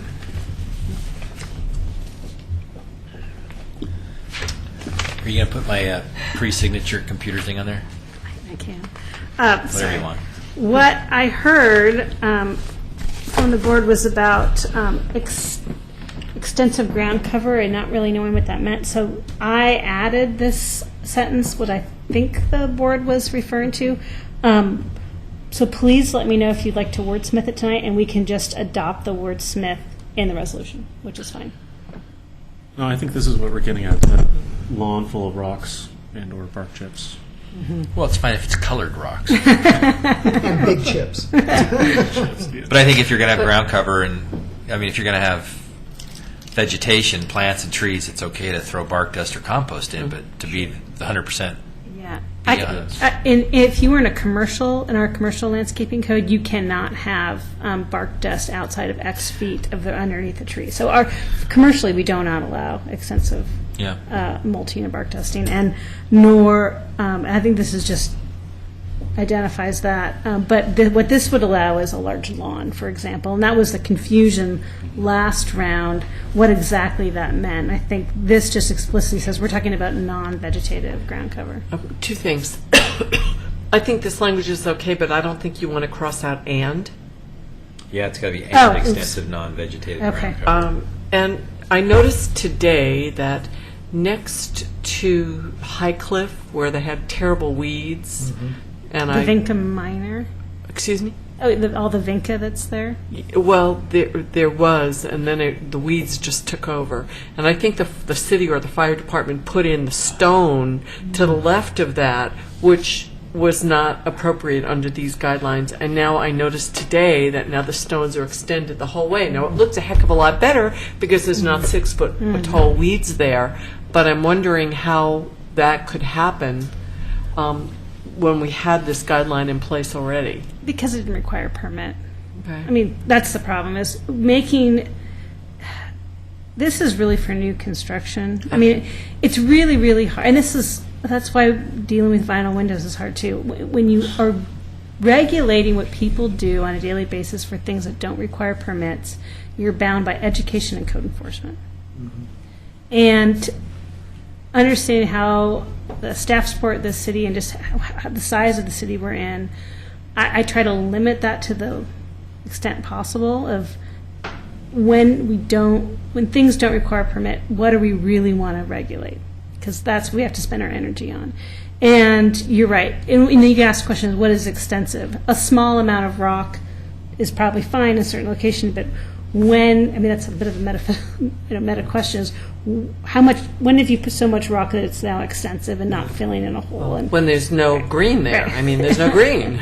so absolutely, and that's a discussion working. I don't know who technically the city owns that property. Right. I don't know who. And I went into the restaurant and I encouraged them to talk to the city about taking care of it. So this is exactly. It didn't require a permit. Yeah. They didn't have to come talk to me. It probably wasn't even on their radar as anything relevant. So we care about something, we have to educate. If and it doesn't looks a require heck of a lot better, and Mm-hmm. it doesn't require the maintenance that the Vinca did before. And in general, for new construction, we have chosen not to get mired in the details of landscaping because you don't need a permit for landscaping. So what do we want to spend our energy on? And generally, most people do a reasonable job landscaping, and generally, it doesn't adversely affect the historic buildings next to it. Notwithstanding, there could be a guy who wants to build a bamboo forest next door, or somebody who wants to sawdust and bark dust their whole yard, and maybe that is when these design guidelines can be brought out. But I think the idea is kind of all the stuff in the middle is probably not going to adversely affect the historic house next door. It's like putting plants on a wall. Yeah. You know what I'm saying? Yeah, well, I think it might be appropriate to add, when you say e.g. mulch and bark dust, maybe mulch, bark dust, and rock. Rocks. Okay, mulch. Yeah, did you guys get a sign permit for that? For what? Your plants on Plants a on the wall. wall. Oh, plants on. We did for the one that says cafe. Yeah. The rest is art. And there's no permit. Well, I can't read that Okay. at night. Can't Thank you put God some you neon don't around have it? Yeah. All right, so I have, this is the new sentence. Inappropriate landscape treatment such as berms and extensive non-vegetative ground cover, e.g. mulch, bark dust, and rock, are discouraged. Are we really saying that berms are always inappropriate? Extensive berm.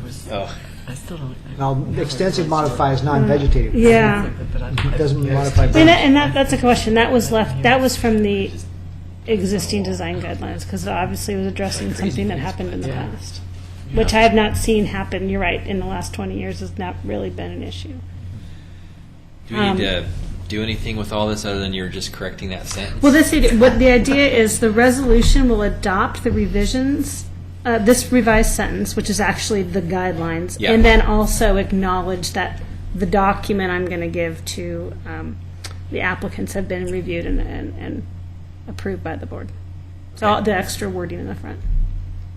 Okay. This is the time to wordsmith this sentence. So Well, just because we discourage something doesn't mean that we'll never ever approve it, such as a berm if it's necessary for whatever reason, because of the way the land is laying and there has to be a berm.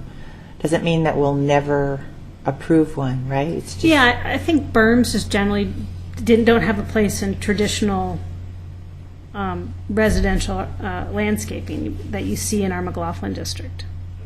So that if someone was trying to berm up something to create a private patio to the detriment of the neighborhood around them, that is a way you can say. But if they're out in the you know. country and they've got Well, a some perfect example issue. of the berm, the Beamer Way. right, Actually, a berm was created, and that was a value because it helped hide Right. the home. Right. So that what was an appropriate berm. right. Yeah. So discouraged doesn't mean that we'll never Correct. approve it. But you have to make a finding. Why are you doing that? Well, that met a larger purpose because it was not in a historic residential gridded district. Sure. Okay. Beauty. Okay. So you actually need to read the whole resolution. Oh, you mean like, From Yeah. the beginning. From the beginning. do you want me to read this? Yeah. Oh. Oh. And so Okay. that's one thing with, so what the idea is to read the resolution in its entirety with the Change. revisions So if you need me to give those to you, it's inappropriate landscape treatments. Or just a correction. Okay, Okay, just a correction. But you'll need to read the whole resolution. okay, And then someone will move to adopt it. okay, can I start? Resolution number 12-1, a resolution adopting the revisions and reformatting to design guidelines for alterations and additions. Whereas Historic Design Review ensures that alterations to existing historic buildings maintain the integrity and enhance the quality of the Oregon City. Of the city of Oregon City. The Oregon City what? Oh, we got to start over. Should be the quality of the city of Oregon City.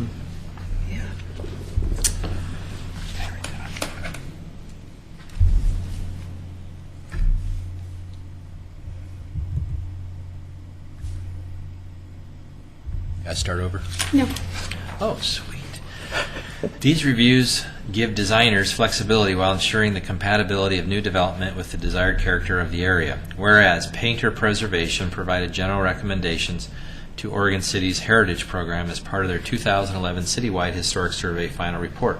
One of the recommendations was to reformat and combine the adopted design guidelines for alterations and additions with the previously adopted Secretary of Interior standards for rehabilitation, which were also adopted. The purpose of this reformatting is to make the document more user-friendly. And whereas the Historic Review Board directed staff to additionally amend the Section B landscaping of the design guidelines, number 1, inappropriate landscape treatments such as berms and extensive non-vegetative ground cover, e.g.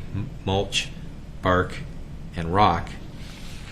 And now, therefore, Oregon City Historic Review Board. Bark dust. Bark dust are discouraged. Oh, wait, Bark okay. dust and rock. Mulch, bark dust, and rock are discouraged. And now, therefore, Oregon City Historic Review Board resolves as follows. Section 1. The Historic Review Board adopts the reformatting and revision as noted above to the design guidelines for alterations and additions. Approved and adopted at a regular meeting of the Historic Review Board meeting held on the 28th day of September. Oh, August. Oh, it says September. We can move that. I think we've just butchered this to death. I did.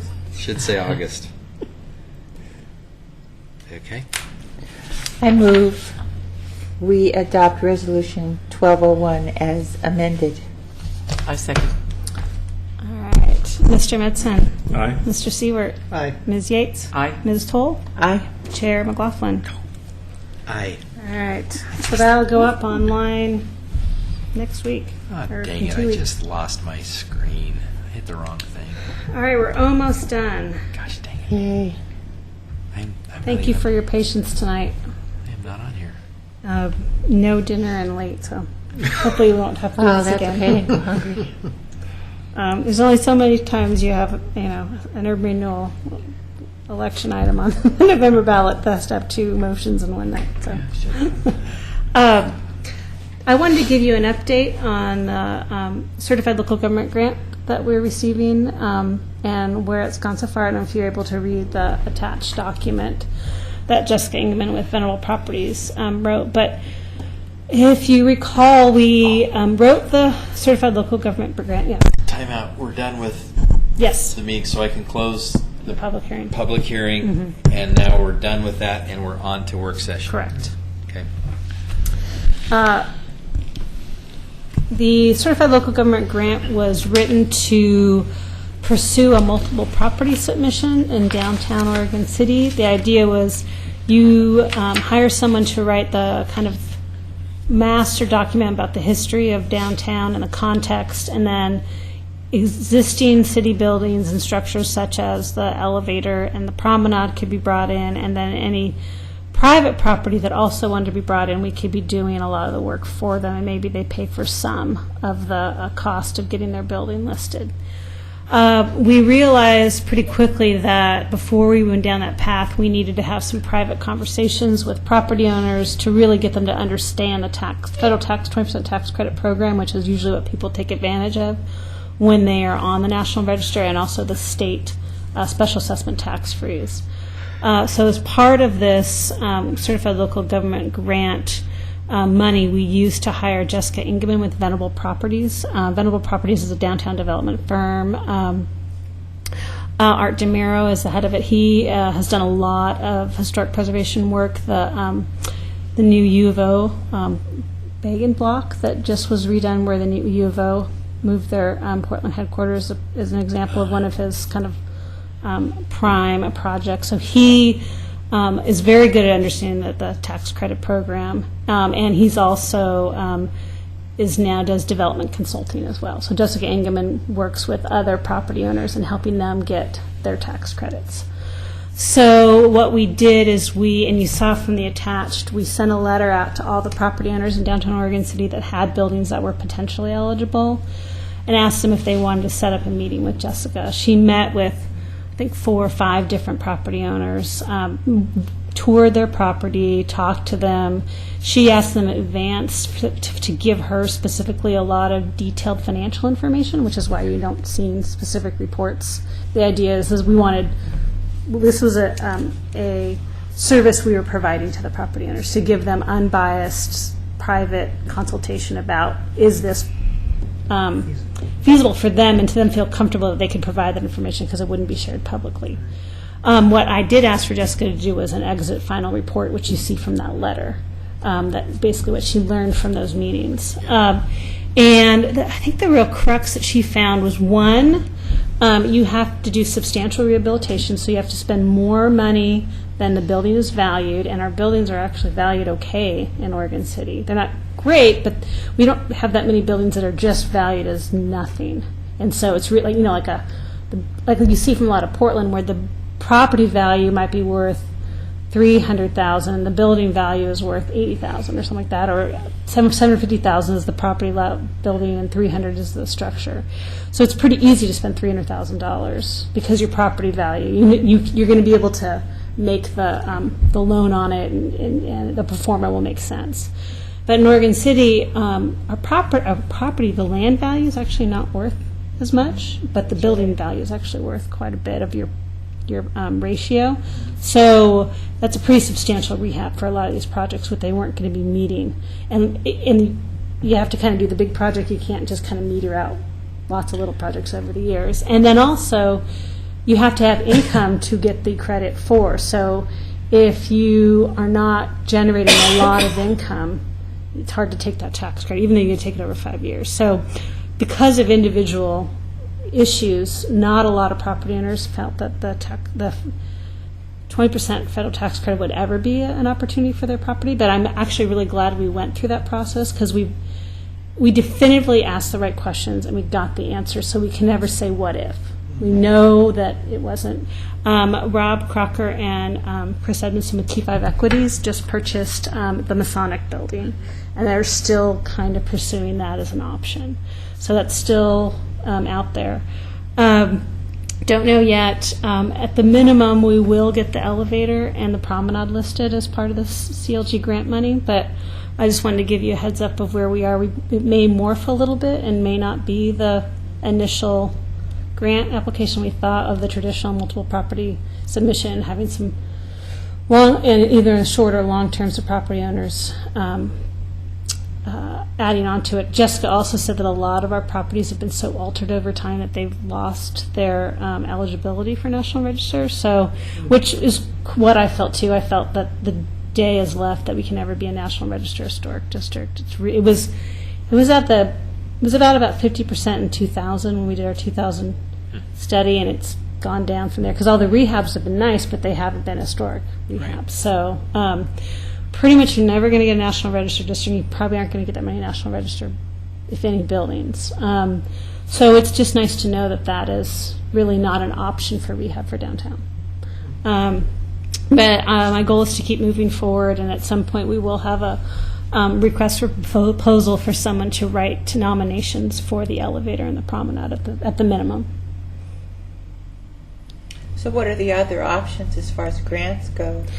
Well, I mean, it's in the urban renewal district, so the urban renewal committee can decide whatever criteria they want to give for rehab. That's all got to go to the voters now, doesn't it? Well, that's a separate issue, but the certified rehabilitation tax credit, and even the 10% older building tax credit, you still have to do substantial work. So a lot of our projects in Oregon City don't meet that threshold for substantially big projects. So, but I'm glad we went through the process. I think it was good money spent, because people talk a lot about historic versus non-historic and what's, can Oregon City do what Portland or the rest of the region has done with the historic rehabilitation. It's nice to know some of the hurdles that are out there, and, Right. and why people have chosen not to go down that path, and how we may be different than, everyone does in downtown Portland kind of thing. But since we're not ever going to be eligible, does that mean our criteria is now lower? I mean, Well, no, we don't. We only have one building downtown that's on the National Register, and that's the Petzold building, and that's the commercial building that's right next to Funnel Box, the City Hall. They're kind of twins. There's only Right. one building But I'm downtown that's saying- on the National Register, I'm saying the district is. but there is no district. I know, Oh, and we right. and we don't have a way to get there. Mm-hmm. So do our guidelines have to be as stringent? We don't have any Over that. guidelines for downtown, Doesn't though. apply. We don't do that downtown at all. Yeah. So Well, I'm saying like the McLaughlin district and all the other ones, because that criteria has been removed. Oh, but see, McLaughlin is different. I mean, this is just for 5th through Just 10th for Street. the- okay, Yeah, okay. this is just for 5th through 10th Street. Gotcha. Cool. So I'll have more updates as we move forward, and I'll keep working with the owners of Masonic to see if they want to move forward, and then probably when I've heard definitively if they know what they want to do, we'll probably move forward with or without them. Okay. Okay. All right. And the last one is the Discover Oregon City Hidden Gems photo contest. You've probably all received the emails from July, but I thought it was a great success. Yeah. Cool and pictures. it was fun. It was. And everyone loved it, and I would love to make it a yearly event. So I love it too. I've talked to Karen Morey at the museum, and they're excited to make it a yearly event with us, if that's something we want to do. In cooperation with Preservation Month, knowing ahead of time we can start it in April. We can move the date so it's more in the middle of Preservation Month, and maybe start doing announcements in April too. So where are the photos being displayed? They're at the museum in July, and I believe actually they should be moving over to the gallery in your building. All right, that's because that's what I heard, but they weren't there, so I thought maybe You I might heard want to talk wrong. to Karen. I think she was Okay. working with. Okay. And I have to. One thing I loved about it in the youth category, we sent out all the photos from the youth, and we didn't identify who they were. And I love that the youngest of the 3 siblings won the They're So I'm great sure- pictures. Yeah, they were. So Really I good was pretty pictures. proud of that. And I think I think they're going to have Danielson's will continue to be the sponsor of the prizes. So Yeah. So what was the top prize? Like, was it money? it was or- $75 for first prize adult, $50 for first prize youth, and $25 or for a teen, and $25 for first And prize. So how many applicants were there? Each person could do 2 or 3. I can't remember. And how many people? I think total we had about 20 people. So maybe if it's a yearly thing, it might grow. Yeah, I mean, I think for the first year, I think we did great. Yeah. I mean, I was a little worried that things came in the 11th hour, as they do. But no, I think for the first year, it was a success, absolutely. And it will only get bigger as we make it more annual, and we can really promote it in lots of different formats if we kind of have our normal. I think now that a lot of the templates and a lot of the things have been created, we can use them again and kind of change the theme. But I don't know. I'm excited to do it again, but I wanted to get the direction from the board of what you liked or wanted to change for I think they next year. should Yeah, absolutely. every year. I liked that the photo I picked got first prize. The Main Street? Yeah. I love that. Yeah. That was a good one. I loved the elevator one with the The glass. neon ring. Yeah, that funky thing. That was cool. Is there anything else? Weren't a couple of the pictures from West Lynn? Well, they were looking. They were. From West Lynn. Well, there was one that was looking at. It was a from Westland looking back at Oregon City. So it was looking at Oregon City. From the better side. From the upper side. Okay. Does anybody have anything else? Why are these lights on? I don't know. Denise? And I've added with our new agenda, we've added communications, and so this is a time when I definitely want to encourage everybody from the board, if you have things you want to announce at the end of the meetings for announcement or communications, or letting me know what you want to add for new agenda items. I think that's the idea, that to have that as the home for, You mean announcement for the next? or just if you have a general announcement you want to give, or you just have communication of a event you want to share. But this is, now I think we're going to enshrine in the agenda. This is the time when we can have communications and announcements back to staff or to each other. My only communication is, I guess I could say I'm sorry for being a hothead tonight. Sorry about that. You weren't thought you were hot. appropriate. You were lukewarm. Well, and I guess Vicki and I were for that, but the more I look at it, I don't remember it. I remember the site, but I remember more those two they did on 8th Street, and how he really tried to push us and push the envelope and couldn't, and so I had that in my head, but the more I looked at these drawings, the more I realized my kid could have done a better job. And I was just kind of angry. But it should have been more. I You don't thought he was remember being that at all. lazy. I thought he was being I lazy. don't remember that. And I don't even remember the port and I had cochere. just gotten on the board too, so Both did at the same time. yeah. August 09, I I think. just remember what they had to do. No, with my house. no. Wait, were we It on? was in August. It says August, but weren't we like April? No, it was September 8th. Oh, We- 09? didn't we No, go no, April no. No, sometime? you're right. It was August I 09. don't That's know. what it was. I remember the garage, but not the house. And I don't remember the garage being so big. It's big. I remember it being I- big. I- I remember I- mitigation, but I don't remember the house. I don't think the garage should be bigger than the house. I It's don't not. remember It's ever approving anything with a porte cochere. I don't Yeah, we remember that did. either. Ever. I remember I the remember the port- conversation. But we were Really? here. I remember. I remember having a conversation. Yeah, I do too. Why was that approved? Oh, wait. Maybe we were naive. Because was there a reason that nobody was can given see why? the I think it was house. the exact same reason he gave before. The site location, go you can't look see at Well, it. it was just Right. unprepared. It's related to Nobody can bungalow see that architecture and house. its proportional size. Well, I don't even remember Except the big that. stuff that was And there. her house is no When he came in before a couple ideal years ago for the 8th historic Street places, they were a lot more. representation. So we're still being recorded, and we need to close the hearing. Okay, we're going to close the hearing. Thank you. Thank you for reading my